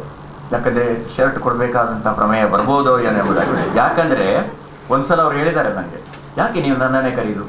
ಅದರಲ್ಲೊಂದು ಕಾರಣ ಉಂಟು ಸರ್. ಈಗ ಬೆಂಗಳೂರು ಇತ್ಯಾದಿಯಲ್ಲಿ ಕರೆದ್ರೆ ಅವರಿಗೆ ನಾವು ಅವರ ವಾಹನದ ಖರ್ಚು ಕೊಡಬೇಕು, ಇಲ್ಲಿ ಬಂದರೆ ಅವರನ್ನು ಹೋಟೆಲಲ್ಲಿ ನಿಲ್ಲಿಸಬೇಕು, ಆಚೆಗೆ ಓಡಾಡಲಿಕ್ಕೆ ಕಾರು ಕೊಡಬೇಕು, ಅವ್ರಿಗೇನಾದರೂ ಗೌರವಧನ ಕೊಡಬೇಕು. ನೀವು ಅದೇ ಒಂದು ಫೋನ್ನಲ್ಲಿ ಸಿಗ್ತಿರಲ್ಲ ಸರ್ ಅಂತ ನನಗೆ ಹೇಳಿದ್ದಾರೆ. ಅದಕ್ಕೆ ನಾನು ಈ ಸಲ ಅವರಿಗೊಂದು ಕಲಿಸಿದೆ, ನನ್ನ ಶರ್ಟ್ ಇಲ್ಲ. ನನ್ನ ಪ್ರಾಬ್ಲಮ್ ಅಂದರೆ ನಾನು ಹೆಚ್ಚಾಗಿ ಹಳದಿ ಶರ್ಟ್, ಎಲ್ಲರೂ ನನ್ನ ಹತ್ರ ಒಂದು ಒಳ್ಳೆ ಹಳದಿ ಶರ್ಟ್ ಇದೆ, ಅದು ಟಿವಿಗಳೆಲ್ಲ ಚೆನ್ನಾಗಿ ಬರ್ತದೆ. ಅದು ಶರ್ಟ್ ಹಾಕಿದ ಮೇಲೆ ಎಷ್ಟೋ ಮಂದಿಗೆ ನನಗೆ ಹಳದಿ ಕಲರ್ ಇಷ್ಟ ಅಂತ ನನ್ನ ಬರ್ತ್ಡೇ ಇತ್ಯಾದಿಗಳೆಲ್ಲ ಹಳದಿ ಕಲರನ್ನೇ ಕೊಡಿಸ್ತು ಮಾಡಿ. ಈ ಒಂದು 5-6 ಕಲರ್ ಹಳದಿ ಇದೆ, ಹಾಕಿದ್ರೆ ಕೆಲವು ಒಂದೇ ಶರ್ಟ್ ಅಂತ ಕೇಳ್ತಾರೆ. ಹಾಗೆ ನನಗೆ ಅದೊಂದು ಪ್ರಾಬ್ಲಮ್ ನಂದು. ಹಾಗಾಗಿ ನಾನು ಶಿನ್ನನಿಗೆ ಹೇಳಿದೆ, ಅಯ್ಯೋ ಅದು ನಾನು ನಿಮಗೆ ಎಷ್ಟು ಶರ್ಟ್ ಬೇಕು ಸರ್, ಯಾವ ಕಲರ್ ಇಲ್ಲ ನಿಮ್ಮ ಹತ್ರ, ನಾನು ಪಟ್ಟಿ ಕೊಟ್ಟೆ, ನಾನೇ ತಗೊಂಡಿದ್ದೇನೆ, ಬಿಲ್ಲು ನಾನೇ ಕೊಟ್ಟಿದ್ದೇನೆ. ಹಾಗಾಗಿ ಈಗ ಸೌಂಡ್ ಇಲ್ಲ ಇರಲಿ. ಇಂಥ ಪ್ರೀತಿ ಪಾತ್ರರು ನಮ್ಮ ಪತ್ರಕರ್ತರನ್ನು ಈ ರೀತಿಯಾಗಿ ನಮ್ಮ ದೈನಂದಿನ ಒತ್ತಡದ ನಡುವೆ ಒಂದು ನಗು ಎಲ್ಲ ಮುಖದಲ್ಲಿ ಕಾಣಿಸೋದಿಲ್ಲ. ಈ ನಗು ಸಾಂಕ್ರಾಮಿಕ ಆಗಿರ್ಬೇಕು. ಡಿ ವಿಜಯವರು ಹೇಳಿದ ಹಾಗೆ, ನಗುವು ಸಹಜದ ಧರ್ಮ, ನಗಿಸುವುದು ಪರಧರ್ಮ, ನಗುವ ಕೇಳಿ ನಗುವುದು ಅತಿಶಯದ ಧರ್ಮ, ನಗುತ್ತ ನಗಿಸಿ ಬಾಳುವ ವರವ ಮಿಗೆ ಕರುಣಿಸುವಂತ ಅವರು ಕೇಳ್ತಾರೆ. ಆದ್ರಿಂದ ನಾವು ಬರೆಯುವಂತಹ ವಿಚಾರಗಳು, ನಾವು ನಮ್ಮ ಒಂದು ಬರಹದ ಮೂಲಕ ಒಬ್ಬ ಮಂತ್ರಿಯನ್ನೋ ಒಬ್ಬ ಅಧಿಕಾರಿಯನ್ನೋ ನಾಳೆ ಮನೆ ಕಳಿಸ್ಬೋದು. ಅದೇ ನಮ್ಮ ಬರಹದ ಮೂಲಕ ಒಬ್ಬರಿಗೆ ಒಂದು ಅಟೆಂಡರ್ ಕೆಲಸ ಕೊಡಿಸಿ ನಮ್ಮಿಂದ ಸಾಧ್ಯ ಆಗೋದಿಲ್ಲ. ಈ ಇತಿಮಿತಿಗಳು ನಮ್ದಷ್ಟೇ. ಇದನ್ನ ತಿಳ್ಕೊಂಡಾಗ ನಾವು ಬರೀಲೇಬಾರ್ದು ಅಂತ ನೀವು ಕೇಳ್ಬೋದು. ಆದರೆ ನಾವು ಗುಬ್ಬಿ ಮೇಲೆ ಬ್ರಹ್ಮಾಸ್ತ್ರಗಳನ್ನು ಪ್ರಯೋಗ ಮಾಡಿದ್ರೆ ಆಗುತ್ತದೆ. ಯಾಕಂದ್ರೆ ನಾನು ಎಷ್ಟೋ ಬಾರಿ ಈಗ ನೋಡ್ತೇನೆ, ಒಂದು ಅನಗತ್ಯವಾದಂಥ ವೈಭವೀಕರಣ. ಗಂಡ ಹೆಂಡತಿ ಬೆಳಿಗ್ಗೆ ಜಗಳ ಮಾಡ್ಕೊಂಡಿದ್ದಾರೆ. ಅವಳು ಏನ್ ಮಾಡಿದಾಳೆ, ಹಿಂದಿನ ಚಾನೆಲ್ಗಳಿಗೆಲ್ಲ ಹೇಳಿದ್ದಾರೆ, ನೀವೆಲ್ಲ ಬೆಳಿಗ್ಗೆ 6 ಗಂಟೆಗೆ ಬನ್ನಿ ಬಸವನಗುಡಿ ಅಂತ ನನ್ನ ಮನೆ ಇದೆ, ಇವತ್ತು ಗಂಡನ ತಲೆಗೆ ನಾನು ಇವತ್ತು ಹಿಡಿಸೂಡಿನ ಹೊಡಿತೇನೆ ಬೆಳಿಗ್ಗೆ ಅಂತ ಹೇಳಿದ್ದಾರೆ. ಎಂದೂ ಬೇಗ 5 ಗಂಟೆಗೆ ಹೇಳೋದವರು ಎಲ್ಲ ಎತ್ಕೊಂಡು ಬಂದಿದ್ದಾರೆ. ಮತ್ತೆ ಬ್ರೇಕಿಂಗ್ ನ್ಯೂಸ್ ಅಲ್ಲ, ಬ್ರೇಕಿಂಗ್ ನ್ಯೂಸ್ ನೋಡಿ. ಹಾಗಾಗಿ ಎಲ್ಲ ಬಂದಿದ್ದಾರೆ, ಎಲ್ಲ ರೆಡಿ ಮಾಡಿ, ಅವಳು ಕಿಟಿಕಿಯಲ್ಲೆಲ್ಲ ಹೀಗೆ ನೋಡ್ತಾಳೆ, ಎಲ್ಲ ನೋಡಿ ಎಲ್ಲರೂ ಬಂದರು ಅಂತ ಸೆಟ್ ಆಯಿತು. ಬಾಗಿಲು ತೆರೀತಾರೆ, ಗಂಡನನ್ನು ಎಳ್ಕೊಂಡು ಬಂದು ಹಿಡಿಸೂಡಿ ನನ್ನ ತಲೆಗೆ ಹೊಡಿತಾಳೆ. ಎಲ್ಲ ಕಡೆ ಬ್ರೇಕಿಂಗ್ ನ್ಯೂಸ್. ಪತಿ ಪತ್ನಿ ಕಲಹ, ಪತ್ನಿಯಿಂದ ಪತಿಯ ಮೇಲೆ ಮಾರಕ ಹಲ್ಲೆ, ತೀವ್ರ ಗಂಭೀರವಾಗಿ ಅಲ್ಲೇದ ನಾವು ಗಂಭೀರವಾಗಿ ಗಾಯಗೊಂಡವನ ಆಸ್ಪತ್ರೆಗೆ ಸೇರಿಸಲಾಗ್ತದೆ. ಇಲ್ಲಪ್ಪ ಸಣ್ಣ ಬೆಟ್ಟ ಐತೆ. ಆದರೆ ವಿಚಿತ್ರ ಅಂತ ಹೇಳಿದ್ರೆ, ಕೆಲವು ಹೆಂಗಸರು ಎದ್ದು ಗಂಡರನ್ನು ಎಬ್ಬಿಸಿ ನ್ಯೂಸ್ ತೋರಿಸ್ತಾ ಇದ್ದಾರೆ. ಪತಿಯ ಮೇಲೆ ಪತ್ನಿಯಿಂದ ಮಾರಣಾಂತಿಕ ಅಲ್ಲೇ ತುಳಿ ಅಂತ ಗಂಡನಿಗೆಲ್ಲ. ಅಂದ್ರೆ ಮುಂದೆ ಅವನಿಗೂ ಅಂಥದ್ದು ಬರ್ಬೋದು ಎಂಬ ಮುನ್ನೆಚ್ಚರಿಕೆಗೂ ಇರ್ಬೋದು. ಈ ಕಥೆ ಈಗ ಏನಾಗ್ತದೆ ಗೊತ್ತಾ, ಈಗ ಸಡನ್ ಸ್ಟುಡಿಯೋದಲ್ಲಿ 4 ಮಂದಿ ಈ ಪ್ರಕರಣದ ಚರ್ಚೆ ಮಾಡಲಿಕ್ಕೆ, ನಾನು ಎಲ್ಲರೂ ದೂರದಲ್ಲ, ಕೆಲವು ಕಡೆ ನಡೆದದ್ದನ್ನು ಅತಿಥಿಗಳು ಹೇಳಿದ ಮಾತಿಗೆ ಪೂರಕವಾಗಿ ನಮ್ಮ ಪತ್ರಿಕೆಗಳಲ್ಲಿ ಬರ್ತದೆ. ಅಲ್ಲಿ 4 ಜನ ಕೂತಿದ್ದಾರೆ. ಒಬ್ಬರು ಮಹಿಳಾ ಸಂಘದ ಅಧ್ಯಕ್ಷರು, ಆಗ ತಾನೇ ಅವರು ಫೇಶಿಯಲ್ ಎಲ್ಲ ಮಾಡಿ, ಐಬ್ರೋಲ್ಲ ಸೆಟ್ ಮಾಡಿ, ಹಾಗೆ ಹೇರ್ ಯು ಕಟ್ ಎಲ್ಲ ಮಾಡ್ಕೊಂಡು ಬಂದು ಅವರಿಗೆ ಕೂತಿದ್ದಾರೆ ದೇವರು. ಆ ನಂತರ ಪಕ್ಕದಲ್ಲಿ ಒಬ್ರು ವಕೀಲರು ಕೂತಿದ್ದಾರೆ, ಅದರ ಪಕ್ಕದಲ್ಲಿ ಒಬ್ರು ಸಾಮಾಜಿಕ ಕಾರ್ಯಕರ್ತರು ಕೂತಿದ್ದಾರೆ, ಅದರ ಪಕ್ಕದಲ್ಲಿ ಒಬ್ರು ಟೊಣಪ ಜ್ಯೋತಿಷಿ ಕೂತ್ಕೊಂಡಿದ್ದಾರೆ, ಕವಡೆಲ್ಲ ಹಿಡ್ಕೊಂಡು. ಈಗ ವಿಷಯ ಶುರುವಾಗ್ತದೆ. ಯಾಕೆ ಹೊಡೆದಿರ್ಬೋದು, ಆಗ ಅವಳು ಹೇಳ್ತಾಳೆ ಮಹಿಳಾ ಸಂಘದವರು ಅವಳಿಗೆ ಅವಳ ಸಾಮಾಜಿಕವಾಗಿ ಇರ್ತಕ್ಕಂಥ ಅವಳ ದೌರ್ಬಲ್ಯವನ್ನು ಆತ ಶೋಷಣೆ ಮಾಡ್ತಾ ಹಿಂಸೆ ಮಾಡ್ತಾ ಇದ್ದೆ. ಆ ಹಿಂಸೆಯನ್ನು ಇನ್ನು ಮುಂದೆ ನಿಲ್ಲಿಸಲು ಹಿಂಸೆಯಿಂದಲೇ ಮುಳ್ಳನ್ನು ಮುಳ್ಳಿನಿಂದಲೇ ತೆಗೆದ ಹಾಗೆ ಮಾಡೋದಕ್ಕೋಸ್ಕರ ಅವಳು ಮಾಡಿ ಎಲ್ಲರೂ ಇದನ್ನು ಪ್ರಯೋಗ ಮಾಡಬೇಕು ಅಂತ ಅವಳು ಹೇಳ್ತಾಳೆ. ಹಾಗೆ ಸಾಮಾಜಿಕ ಕಾರ್ಯಕರ್ತ ಹೇಳ್ತಾನೆ ಇದು 1858 ಇಸ್ವಿ ನಮ್ಮ ಸಮಾಜಶಾಸ್ತ್ರದ ಪ್ರಕಾರ ವಿಕಾಸವಾದದಲ್ಲಿ ಅಲ್ಲಿಂದ ಮುಂದುವರಿತದೆ. ವಕೀಲರು ಹೇಳ್ತಾರೆ ಸೆಕ್ಷನ್ ಅವಳಿಗೆ ಸಮಸ್ಯೆ ಉಂಟು, ಸೆಕ್ಷನ್ 305 ಮಾಡಿದ್ರೆ ಅವಳಿಗೆ ಬೇಲ್ ಸಿಗ್ತದೆ. ಅವಳು ಒಂದ್ ವೇಳೆ 307 ಮಾಡ್ತಾ ಇದ್ರೆ ಅಟೆಂಪ್ಟ್ ಮಾಡಿದ್ರೆ ಅವಳಿಗೆ ಜಾಮೀನು ಸಿಕ್ಕದಾಗೆ ಮಾಡಬಹುದಿತ್ತು, ಮುಂದಿನ ಸಲ ಮಾಡ್ಲಿ ಅಂತ ಅವ್ರು ಸಜೆಷನ್ ಕೊಡ್ತಾರೆ. ಕವಡೆ ಹಾಕಿದ ಜ್ಯೋತಿಷ್ ಹೇಳ್ತಾರೆ, ಎಲ್ಲ ನೋಡ್ತಾರೆ, ಒಂದ್ 2 ನಿಮಿಷ ಸೈಲೆನ್ಸ್, ನಿಂಬೆ ಹೊಳಿ, ಆಮೇಲೆ ಇತ್ಯಾದಿ ಕುಂಕುಮ ಇತ್ಯಾದಲ್ಲಿ ಇಟ್ಟು ಹೀಗೆ ತಿರುಗಿಸಿ ಹೇಳ್ತಾರೆ, ನಿನ್ನೆ ರಾತ್ರಿ ಅವನು ಮಲಗುವಾಗ ಬಲಬದಿಯಲ್ಲಿ ಮಲಗಿದ್ದವನು ಎಡಬದಿಗೆ ತಿರುಗಿದ, ಎಡಬದಿಯಿಂದ ಮಲಗಿದವನು ಬಲಬದಿಗೆ ತಿರುಗುತ್ತಿದ್ರೆ ಈ ಅನಾಹುತ ಸಂಭವಿಸ್ತಿರ್ಲಿಲ್ಲ. ಹೊಡೆದು ಬಿಡಿ ಅವನು ಈಗ 200 ರೂಪಾಯಿ ಎಳ್ಳೆಣ್ಣೆಯನ್ನು ನನ್ನ ಮನೆಯ ಶನಿದೇವರಿಗೆ ಅರ್ಪಿಸಿದ್ರೆ ಮುಂದೆ ನೋಡಿದ್ರೆ ಇಷ್ಟೆಲ್ಲ ಆಗುವಾಗ ಸಂಜೆ ಆಗಿರ್ತದೆ. ಗಂಡೆಂಟಿ ರಾಜಿಯಾಗಿ ಅವರು ಪಾರ್ಕ್ ಅಲ್ಲಿ ಕೂತ್ಕೊಂಡು ಪಾಪ್ಕಾರ್ನ್ ತಿಂತ ಇದ್ದಾರೆ. ನೋಡಿದ್ರೆ ಇದು ಸ್ವಲ್ಪ ನಂದು ಉತ್ಪ್ರೇಕ್ಷೆ ಇರ್ಬೋದು, ಆದ್ರೆ ಈಗ ನಡೆಯುವಂತ ಸಂಗತಿ ನೋಡಿ. ಭಾರತದ ಗುಟ್ಟಿನ ಗೇಮ್ ಪ್ಲಾನ್ ಅನ್ನು ಇವತ್ತು ಬೆಳಿಗ್ಗೆ ಬ್ರೇಕಿಂಗ್ ನ್ಯೂಸ್ ಮಾಡಿ ಕೊಡ್ತೀವಿ. ಗುಟ್ಟಿನ ಗೇಮ್ ಪ್ಲಾನ್ ಅನ್ನು ನಾವು ಹೇಗೆ ಡಿಸ್ಕಸ್ ಮಾಡೋದಿಲ್ಲ, ಅದು ಗುಟ್ಟಲ್ಲಿ ಇರ್ಬೇಕಲ್ಲ. ಈಗ ವಿರಾಟ್ ಕೊಹ್ಲಿ, ರವಿಶಾಸ್ತ್ರಿ, ನಂತರ ಅಜಿಂಕ್ಯ ರಾಣಿ ಇವರೆಲ್ಲ ಕೂತಿ ಏನು ಅವರು ನಾಳೆ ವ್ಯೂಹ ಮಾಡ್ತಾರೆ, ಅದು ಇವರಿಗೆ ಫೋನ್ ಮಾಡಿ ಹೇಳಿದ್ರು ಅವರು ಹೀಗೆ ನಾಳೆ ನಮ್ದು ಗುಟ್ಟಲ್ಲಿ ಯಾರಿಗೆ ಸೈಡ್ ಹೇಳಿ ನಮ್ಮ ಅಕ್ಕಂದಿರ ಹತ್ರ ನಾವು ಗುಟ್ಟು ಹೇಳಿಲ್ಲ. ಅವರು ಗುಟ್ಟು ಹೇಳಿದ್ರೆ ಬೇರೆಯವ್ರಿಗೆ ಹೇಳ್ತಾರೆ, ಮತ್ತು ಮನು ಯಾರಿಗೆ ಹೇಳ್ಬಾರ್ದು ಅಂತ ಹೇಳಿದಾನೆ ಅಂತ ಹೇಳ್ಕೊಂಡು ಬರ್ತಾರೆ ಅವರಲ್ಲಿ. ಹಾಗಾಗಿ ಮಹಿಳಾ ಜರ್ನಲಿಸ್ಟ್ ಮೊದಲು ಕಡಿಮೆ ಇದ್ರು, ವಿತ್ ಆಲ್ ರೆಸ್ಪೆಕ್ಟ್ ಆಲ್ ಜನ, ಯಾಕಂದ್ರೆ ಗುಟ್ಟು ಅವ್ರ ಹತ್ರ ಹೆಚ್ಚು ತುಳಿಯುವುದಿಲ್ಲ. ಬಹಳ ಎಕ್ಸ್ಕ್ಲೂಸಿವ್ ನ್ಯೂಸ್ ಕೊಟ್ಟರೆ ಆಫೀಸ್ಗೆ ಹೋಗೋ ಮೊದಲು ಅದು ಫ್ರೆಂಡ್ಸ್ಗೆ ಡಿಸ್ಟ್ರಿಬ್ಯೂಟ್ ಆಗ್ತಿತ್ತು ಅಂತ. ಆದರೆ ಇವತ್ತು ಒಳ್ಳೆಯ ಸಾಧನೆ ಮಾಡ್ತಾ ಇದೆ. ಆದ್ಮೇಲೆ ಒಟ್ಟು ನನ್ನ ಮಾತಿನ ತಾತ್ಪರ್ಯ ಇಷ್ಟೆಲ್ಲ ವಿಚಾರಗಳ ನಡುವೆ ತಾವು ಕೆಲವು ಸಂಗತಿಗಳನ್ನು ಗಮನಿಸಿದ್ರೆ ಇದು ಒಬ್ಬ ಪತ್ರಕರ್ತನ ಜವಾಬ್ದಾರಿ ಆಗಿರ್ತದೆ. ನೀವು ಬರೆಯುವ ಒಂದು ಶಬ್ದ ಕೂಡ ಅದು ಸಮಾಜಕ್ಕೆ ಕೆಟ್ಟ ಸಂದೇಶವನ್ನು ಹೇಳ್ಬೋದು. ಯಾವುದು ನಾನು ನಿಮ್ಮೊಂದು ಉದಾಹರಣೆ ಹೇಳ್ತೇನೆ, ಪುನಃ ನೆನಪು ಮಾಡ್ತೇನೆ. ಒಂದು ಸುದ್ದಿ ನೋಡಿ, ಮಂಗಳೂರಿನ ಸೈಂಟ್ ಆಗ್ನೆಸ್ ಕಾಲೇಜಿನಲ್ಲಿ ಬುಧವಾರ ನಿಧನರಾದ ಮದರ್ ತೆರೇಸಾ ಅವರಿಗೆ ಶ್ರದ್ಧಾಂಜಲಿ ಅರ್ಪಿಸಲಾಯಿತು. ಫಾಲೋ ಮಾಡಿದ್ರ? ಮಂಗಳೂರಿನ ಸೈಂಟ್ ಆಗ್ನೆಸ್ ಕಾಲೇಜಿನಲ್ಲಿ ಮಂಗಳವಾರ ನಿಧನರಾದ ಮದರ್ ತೆರೇಸಾ ಅವರಿಗೆ ಶ್ರದ್ಧಾಂಜಲಿ ಅರ್ಪಿಸಲಾಯಿತು. ಇಡೀ ವಾಕ್ಯ ಇನ್ನೊಮ್ಮೆ ನೋಡಿ, ಮದರ್ ತೆರೇಸಾ ಎಲ್ಲಿ ನಿಧನರಾದ್ರು ಅಂತ ಆಯ್ತು? ಸೈಂಟ್ ಆಗ್ನೆಸ್ ಕಾಲೇಜ್ ಅಲ್ವಾ? ಈಗ ಹೇಗೆ ಬರೀಬೇಕು ನೀವು ಅದನ್ನು? ಕೋಲ್ಕತ್ತಾದಲ್ಲಿ ಮಂಗಳವಾರ ನಿಧನರಾದ ಮದರ್ ತೆರೇಸಾ ಅವರಿಗೆ ಮಂಗಳೂರಿನ ಸೈಂಟ್ ಆಗ್ನೆಸ್ ಕಾಲೇಜಿನಲ್ಲಿ ಶ್ರದ್ಧಾಂಜಲಿ ಅರ್ಪಿಸಲಾಯಿತು. ಅಷ್ಟು ಟೈಮ್ ಇಲ್ಲ. ನನ್ನ ಆಫೀಸ್ನ ಎದುರುಗಡೆ ಸೇಲ್ ಉಂಟು ಯಾವಾಗಲೂ, ಒಮ್ಮೊಮ್ಮೆ ಬಟ್ಟೆದ್ದು, ಆಮೇಲೆ ಒಮ್ಮೊಮ್ಮೆ ಫರ್ನಿಚರು, ಆಮೇಲೆ ಒಮ್ಮೊಮ್ಮೆ ಏನಾದ್ರು ಸೇಲ್ಗಳಿತ್ತು. ಅದು ನಿನ್ನೆ ನೋಡಿದೆ, ವಿವಿಧ ಗಾತ್ರದ ಮಹಿಳೆಯರ ಚಪ್ಪಲ್ಗಳ ಮಾರಾಟ. ಎಂತ ಜನ, ಎಂತ ಹುಡುಗರು, ಅಲ್ಲೇ ವಿವಿಧ ಗಾತ್ರದ ಮಹಿಳೆಯರು ಕಾಣ್ಲಿಕ್ಕೆ ಸಿಗ್ತಾರಲ್ಲ, ಎಲ್ಲೆಲ್ಲಿ ಉಳ್ಕೊಂಡು ಹೋಗ್ಬೇಕಿಲ್ಲ. ಎಷ್ಟು ಬಹಳ ಸರಳ, ಮಹಿಳೆಯರ ವಿವಿಧ ಗಾತ್ರಗಳ ಚಪ್ಪಲ್ಗಳ ಮಾರಾಟ. ಅಂದ್ರೆ ಈ ಅರ್ಥಗಳು ಕೊಡುವಂತ ಈ ಸಮಸ್ಯೆಗಳು, ಅದನ್ನು ನಾವು ಜರ್ನಲಿಸ್ಟ್ ಅರ್ಥ ಮಾಡಬೇಕು ಮತ್ತು ಓದ್ಬೇಕು. ನಮ್ಮಲ್ಲಿ ಇವತ್ತು ಓದುವುದಿಲ್ಲ, ಓದುವ ಪ್ರವೃತ್ತಿಯೇ ಸಿಕ್ಕಾಪಟ್ಟೆ ಕಡಿಮೆ. ನಮ್ಮ ಪೇಪರೇ ನಾವು ಓದೋದಿಲ್ಲ. ಅದು ನನಗೆ ಪ್ರಾಬ್ಲಮ್. ಬೆಳಿಗ್ಗೆ ಯಾಕೆ ಓದ್ತೇನೆಂದ್ರೆ ಕೆಲವರು ಹೇಳ್ತೀವಿ 15 ಪೇಜ್ ಇಡು ನಳಿರಣ್ಣನ ನ್ಯೂಸ್ ಉಂಡು ವರ ತೂಲಿ ಅನ್ನ ಪುದರ್ ಬಿಡ್ತಾರೆ. ನಾವು ಅದಕ್ಕೋಸ್ಕರ ನೋಡ್ಬೇಕಾಗ್ತದೆ, ಅದರ ಮುದ್ದೆ ರೆಡಿ ಮಾಡಿ ಇರಬೇಕಾಗ್ತದೆ. ಅಂದ್ರೆ ಒಂದು ಹೆಸರಿನ ಬಗ್ಗೆ ಎಲ್ಲರಿಗೂ ಒಂದು ಕ್ರೇಜ್ ಇರ್ತದೆ ನೋಡಿ. ಮನುಷ್ಯನಿಗೂ ಮತ್ತು ಪ್ರಾಣಿಗಳಿಗೂ ಏನು ವ್ಯತ್ಯಾಸ ಹೇಳಿ? To be recognise is the essence of life. ಹೌದಾ? ಹೋಗ್ತಾರೆ ಇದನ್ನ. ನಮ್ಮನ್ನು ಇನ್ನೊಬ್ರು ಯಾರಾದ್ರೂ ಗುರುತಿಸ್ಬೇಕು. ನನ್ನ ಟ್ಯಾಲೆಂಟ್ ಅನ್ನು ಚೆನ್ನಾಗಿಲ್ಲದಿದ್ರು ಅಲ್ವಾ, ತುಂಬಾ ಚೆನ್ನಾಗಿ ಬರ್ದಿರಿ, ಕೆಟ್ಟದಾಗಿದ್ರು, ಏನು ಅಭಿನಯ ನಿಮ್ದು ವರ್ಷಾಗಿದ್ರು, ಒಂದು ಹೇಳುವಂತ ಒಂದು ಸೌಜನ್ಯ. ಅದ್ರಲ್ಲಿ ನಥಿಂಗ್ ಟು ಲೂಸ್, ಹೌದಲ್ವಾ? ಅದ್ರಲ್ಲಿ ಏನ್ ಕಳ್ಕೊಳ್ಳಿಕ್ಕೆ, ಚೆನ್ನಾಗಿದೆ ಅಂತ ಹೇಳಲಿಕ್ಕೆ ಏನಾಗುತ್ತಪ್ಪ?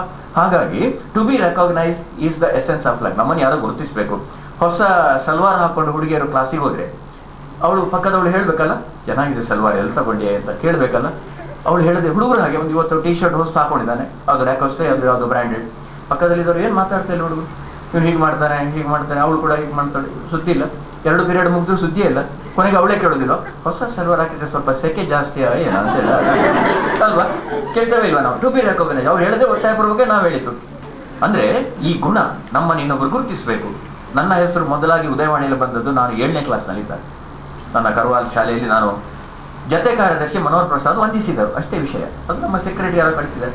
ನನಗೆ ಆ ದಿವಸ ಇಡೀ ನಮ್ಮ ಕಾರ್ಕಳ, ಬೈಲೂರು, ಕರ್ವಾಲು, ಎರಲಪಾಡಿ ಎಲ್ಲ ನನ್ನನ್ನೇ ನೋಡ್ತದೆ ಭ್ರಮೆ. ನನ್ನ ಹೆಸರು ಬಂದಿದ್ದಲ್ಲ ಪೇಪರಲ್ಲಿ, ಮನೋಹರ್ ಪ್ರಸಾದ್ ವಂದಿಸಿದರು. ಅದು ನನ್ನ ಹತ್ರ ಎಷ್ಟು ವರ್ಷ ಇತ್ತು ಆ ಪತ್ರಿಕೆ ಅಂದ್ರೆ ಬಂದವರಿಗೆಲ್ಲ ಅದೇ ತೋರಿಸೋದು ನಾನು. ಆಗೆಲ್ಲ ನಮ್ಮ ಈಗಿನ ಹಾಗೆ ಫೋಟೋಸ್ಟಾಟ್ ಕಾಪಿಗಳಿಲ್ಲ. ಜೆರಾಕ್ಸ್ ಕಾಪಿ ಅನ್ನೋದು ಕೂಡ ತಪ್ಪು ಉಲ್ಲೇಖ. ಜೆರಾಕ್ಸ್ ಎಂಬುದು ಒಂದು ಕಂಪನಿ ಹೆಸರು, ಒಂದು ಮೆಷಿನ್ ಹೆಸರು. ಅದು ಫೋಟೋ ಕಾಪಿಗಳು. ಕನ್ನಡಕ್ಕೆ ಬೇಕಾದ್ರೆ ನೆರಳಚ್ಚು ಪ್ರತಿ ಅಂತ ನಾವು ಹೇಳಿದ್ವಿ. ಫೋಟೋಸ್ಟಾಟ್ ನೆರಳಚ್ಚು ಪ್ರತಿ. ಅದು ಜೆರಾಕ್ಸ್ ಅಂದ್ರೆ ಕಂಪನಿ. ಹೆಚ್ಚಿನವರು ಅಂಗಡಿಗಳಿಗೆ ಒಂದು ಗಾಡ್ರೇಜ್ ಕನ್ನ ಅಂತ ಹೇಳ್ತಾರೆ, ಯಾವುದು ಕವಾಟ್ ತಂದ್ರು. ಹೌದಾ? ಅದು ಸಿನಾನಿಮಸ್ ಆಗಿಬಿಟ್ಟಿದೆ. Godrej is the company. ಇವತ್ತು ನಮ್ಮ ಪೇಪರಲ್ಲಿ ಗಾಡ್ರೇಜ್ ಒಡೆದು ಅಂತ ಹಾಕ್ತಾರೆ ಎಷ್ಟೋ ಮಂದಿ. ಅಲ್ಲ, ಕವಾಟು ಒಡೆದು. ಗಾಡ್ರೇಜ್ನವ್ರ ಮೇಲೆ ಕೇಸ್ ಹಾಕಿದ್ರೆ ಅದು ಗಾಡ್ರೇಜ್ ಕವಾಟು ಅಲ್ಲದಿದ್ರೆ ಲಕ್ಷಗಟ್ಟಲೆ ಪರಿಹಾರ ಕೊಡಬೇಕಾಗಿತ್ತು ನೀವು. ಅಲ್ಲ, ಅದು ಕವಾಟು. ಗಾಡ್ರೇಜ್ ಅಂತ ನಾವು ಹಾಕುವಾಗಿಲ್ಲ. ಗಾಡ್ರೇಜ್ ಅದು ಬ್ರ್ಯಾಂಡ್ ನೇಮ್. ಕಾಲ್ಗೇಟ್ ಪೇಸ್ಟ್ ಅಂತ ಹೇಳಿದಾಗೆಲ್ಲ ಕೆಲವೆಲ್ಲ ದೃಷ್ಟಿಗೆ ಅದು ಸೇರ್ಕೊಂಡು ಬಿಟ್ಟಿದೆ. ಇದೆಲ್ಲ ಸೂಕ್ಷ್ಮಗಳು. ನಾವು ಒಂದು ವೇಳೆ ಆ ತಪ್ಪು ಬರೆದ್ರೆ ಗಾಡ್ರೇಜ್ ಇಂದ ಪುಡಪ್ಪವರಿಗೆ ಬಾರ ನಮ್ಮ ಬೇತೆ ಕನಕ ಅಂತ ಹೇಳ್ತಾರೆ. ಅವ್ರಿಗೆ ಡ್ಯಾಮೇಜ್ ಆಗ್ತದೆ. We are getting him something loss. ಆದ್ದರಿಂದ ಇವತ್ತು ಬಹಳ ದೊಡ್ಡ ಹೊಣೆಗಾರಿಕೆ ನಮ್ಮಲ್ಲಿದೆ. ಇವತ್ತು ಪತ್ರಕರ್ತರು ಅಂದರೆ ಸಮಾಜಕ್ಕೆ ಮಾರ್ಗದರ್ಶನ ಕೊಡಬೇಕಾದವು ಅಂತ ನಾವು ಭಾವಿಸ್ತೇವೆ. ನಳಿನಣ್ಣ ಹೇಳಿದಾಗೆ we are the fourth estate ಅಂತ ನಮ್ಮನ್ನೇ ನಾವು ಕ್ಲೈಮ್ ಮಾಡ್ಕೊಂಡು. ಒಂದು ವಿಷಯ ಹೇಳ್ತೇನೆ, ಇಡೀ ಜಗತ್ತಿನಲ್ಲಿ ಅತ್ಯಂತ ದೊಡ್ಡ ಭ್ರಷ್ಟಾಚಾರಗಳನ್ನು ಬಯಲಿಗೆಳೆದದ್ದು ವಿರೋಧ ಪಕ್ಷಗಳು ಅಥವಾ ಪ್ರತಿಪಕ್ಷಗಳ ಬಯಲಿಗೆಳೆದದ್ದು ಮಾಧ್ಯಮಗಳು. ಇಡೀ ಜಗತ್ತಿನಲ್ಲಿ ಅದು ನಿಕ್ಸನ್ನ ಸಮಯ ಅಮೆರಿಕದ ವಾಟರ್ ಗೇಟ್ ಪ್ರಕರಣದಿಂದ ಆರಂಭವಾಗಿ ನಮ್ಮ ದೇಶದಲ್ಲಿ ನಡೆಯುವಂತಹ ಪ್ರಕರಣಗಳೆಲ್ಲ ಇದೆಯಲ್ಲ ಮಾಧ್ಯಮಗಳಿಂದಲೇ ಬಂತು. ಆದರೆ ಮಾಧ್ಯಮಗಳು ಅದನ್ನು ಏನು ಮಾಡ್ತಾರೆ ಅಂದರೆ ಅತಿರಂಜನೆ, ಅತಿ ವೈಭವ, ಗ್ಲೋರಿಫಿಕೇಶನ್ ಮಾಡಿ ಅದರ ವಿಶ್ವಾಸಾರ್ಹತೆಯನ್ನು ಕಳೆದುಕೊಳ್ಳುವಂಥ ಅಪಾಯ ಇರ್ತದೆ. ಅದಕ್ಕೋಸ್ಕರ ಆ ಎಚ್ಚರಿಕೆಯನ್ನು ನಾವು ವಹಿಸ್ಕೊಳ್ಬೇಕು. ಇಲ್ಲದ್ರೆ ಯಾರು ನಂಬುವುದಿಲ್ಲ. ಯಾಕಂದರೆ ನಮ್ಮಲ್ಲಿ ಒಂದು ರೂಲ್ ಇದೆ. ನಾವೀಗ ನನ್ನ ಎದುರೇ ಕೊಲೆ ಆಯ್ತು, ನಾವು ಅವ ಎಕ್ಸ್ ಎಂಬ ಕೊಲೆ ಮಾಡಿದ ಅಂತೇಳಿ ಬರೆಯುವಾಗಿಲ್ಲ. ಕೊಲೆ ಆರೋಪಿಯವ ನಾವೇನು ಮಾಡ್ತೇವೆ, ಅಪರಾಧಿ ಅಂತಲೇ. ಇವತ್ತು ಮಾಧ್ಯಮ ಏನು ಮಾಡ್ತಾ ಇದ್ರು, ಸಂಜೆ ನೋಡಿ ಅವರು FIR ಮಾಡೋದವ್ರೆ, FIR ದಾಖಲಿಸುವುದವ್ರೆ, ಆಮೇಲೆ ತನಿಖೆ ಮಾಡೋದವ್ರೆ, ಸಾಕ್ಷಿ ಕೊಡೋವ್ರೆ, ಕಾರ್ಯಕ್ರಮ ಮುಗಿತಾ ಬರುವಾಗ ತೀರ್ಪು ಕೊಡೋದವ್ರೆ. ಒಬ್ಬ ಕೊಂದಂದ್ರೆ ಆಗಿಬಿಡುತ್ತೆ. ನಿಜಕ್ಕಾದ್ರೆ ಅದರ ಹಿನ್ನೆಲೆ ಬೇರೆ ಇರ್ಬೋದು. ಒಮ್ಮೆ ನೀವು once you make the damage cannot be repaired. ಯಾವಾಗಲೂ ನೋಡಿ ನಮ್ಮಲ್ಲಿ ಕಳ್ಳತನ ಆರೋಪ ಅಂತ 8 ಕಾಲಂ ಬರ್ತದೆ. ಅವನು ನೆಕ್ಸ್ಟ್ ಅವನು ನಿರಪರಾಧ ಸಣ್ಣಗೆರೆಯಲ್ಲಿ ಬರ್ತದೆ. ಅವನು ಆರೋಪಿ ಅಲ್ಲ ಎಂದು ಸಾಬೀತಾಗಿದೆ ಅಷ್ಟೇ.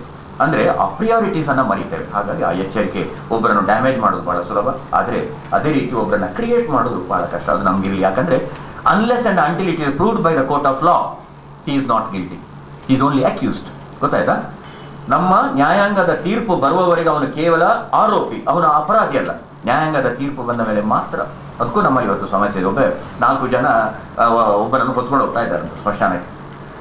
ಇವನು ಹೇಳ್ತಾನೆ, ನೋಡಿ ನಾನು ಜೀವಂತ ಇದ್ದೇನೆ, ನನ್ನ ಆಸ್ತಿಗೋಸ್ಕರ ಈಗ ನಾನು ಸ್ಮಶಾನಕ್ಕೆ ಕೊಂಡೋಗಿ ಸುಡ್ತಾರೆ, ದಯವಿಟ್ಟು ಬನ್ನಿ ಹೆಲ್ಪಿಗೆ.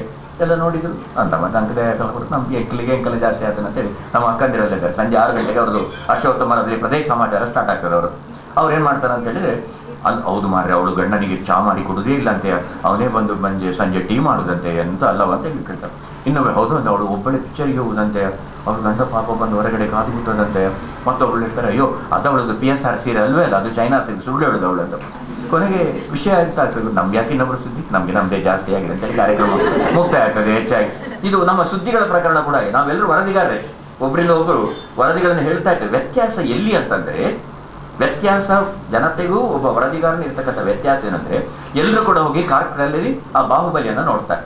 ಬಾಹುಬಲಿ ಎಷ್ಟು ಚೆನ್ನಾಗಿದೆ, ಬಾಹುಬಲಿ ಕಟ್ಲಿಕ್ಕೆ ಎಷ್ಟು ಕಷ್ಟ ಆಯ್ತು, ಮೇಲೆ ಎಷ್ಟು ತಂದ್ರ, ಬಾಹುಬಲಿ ಯಾವ ಧರ್ಮ, ಜೈನ ಧರ್ಮ, ಅವನು ತೀರ್ಥಂಕರ ಅಲ್ವ, ಹೀಗೆಲ್ಲ ಮಾತಾಡ್ತಾ ಹೋಗ್ತಾನೆ.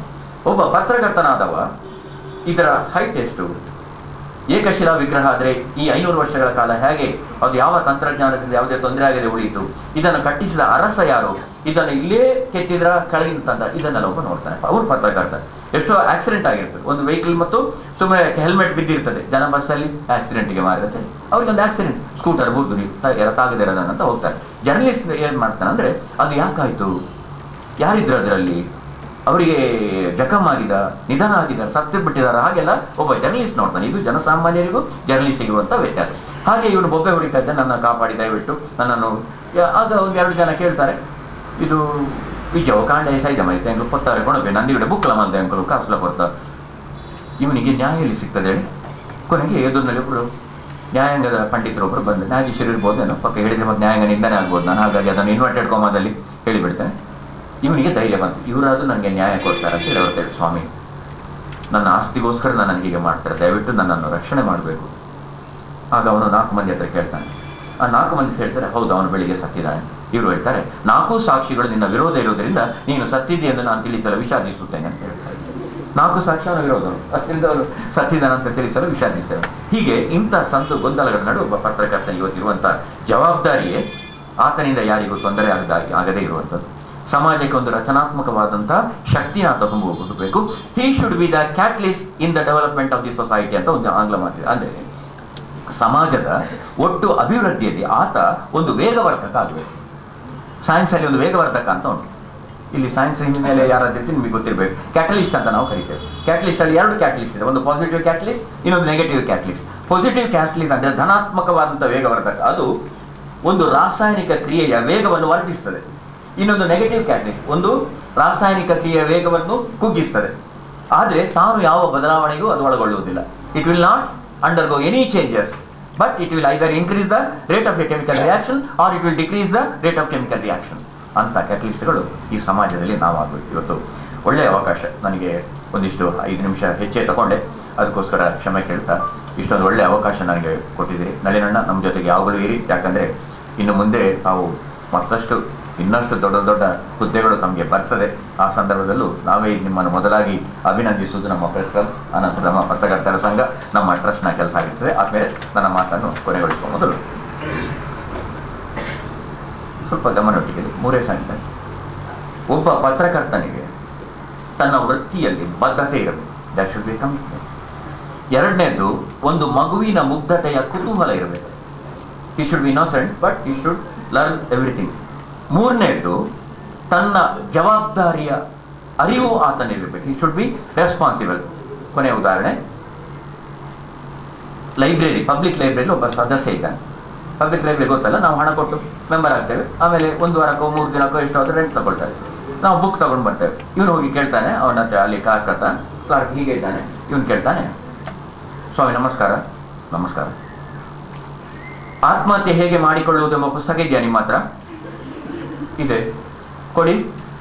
ಬರ್ಕೊಳ್ತಾನೆ. ಆಮೇಲೆ ಕ್ಲಾರ್ಕ್ ಕೇಳ್ತಾನೆ, ಇದನ್ನು ಯಾರು ನನಗೆ ಹಿಂದೆ ತಂದು ಕೊಡೋದು? ನಮಸ್ಕಾರ.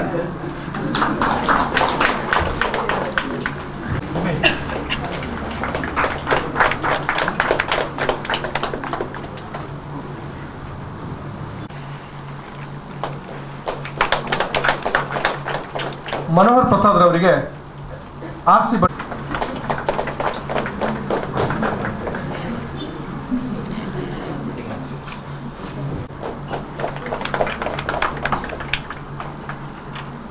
ಕಾರ್ಯಕ್ರಮದ ಬಳಿಕ ಶ್ರೀ ನಳಿನ್ ಕುಮಾರ್ ಕಟೀಲ್ ಅವರಿಗೆ ನಮ್ಮೆಲ್ಲರ ಪರವಾಗಿ ನಾವು ಧನ್ಯವಾದವನ್ನು ಅರ್ಪಿಸ್ತಾರೆ.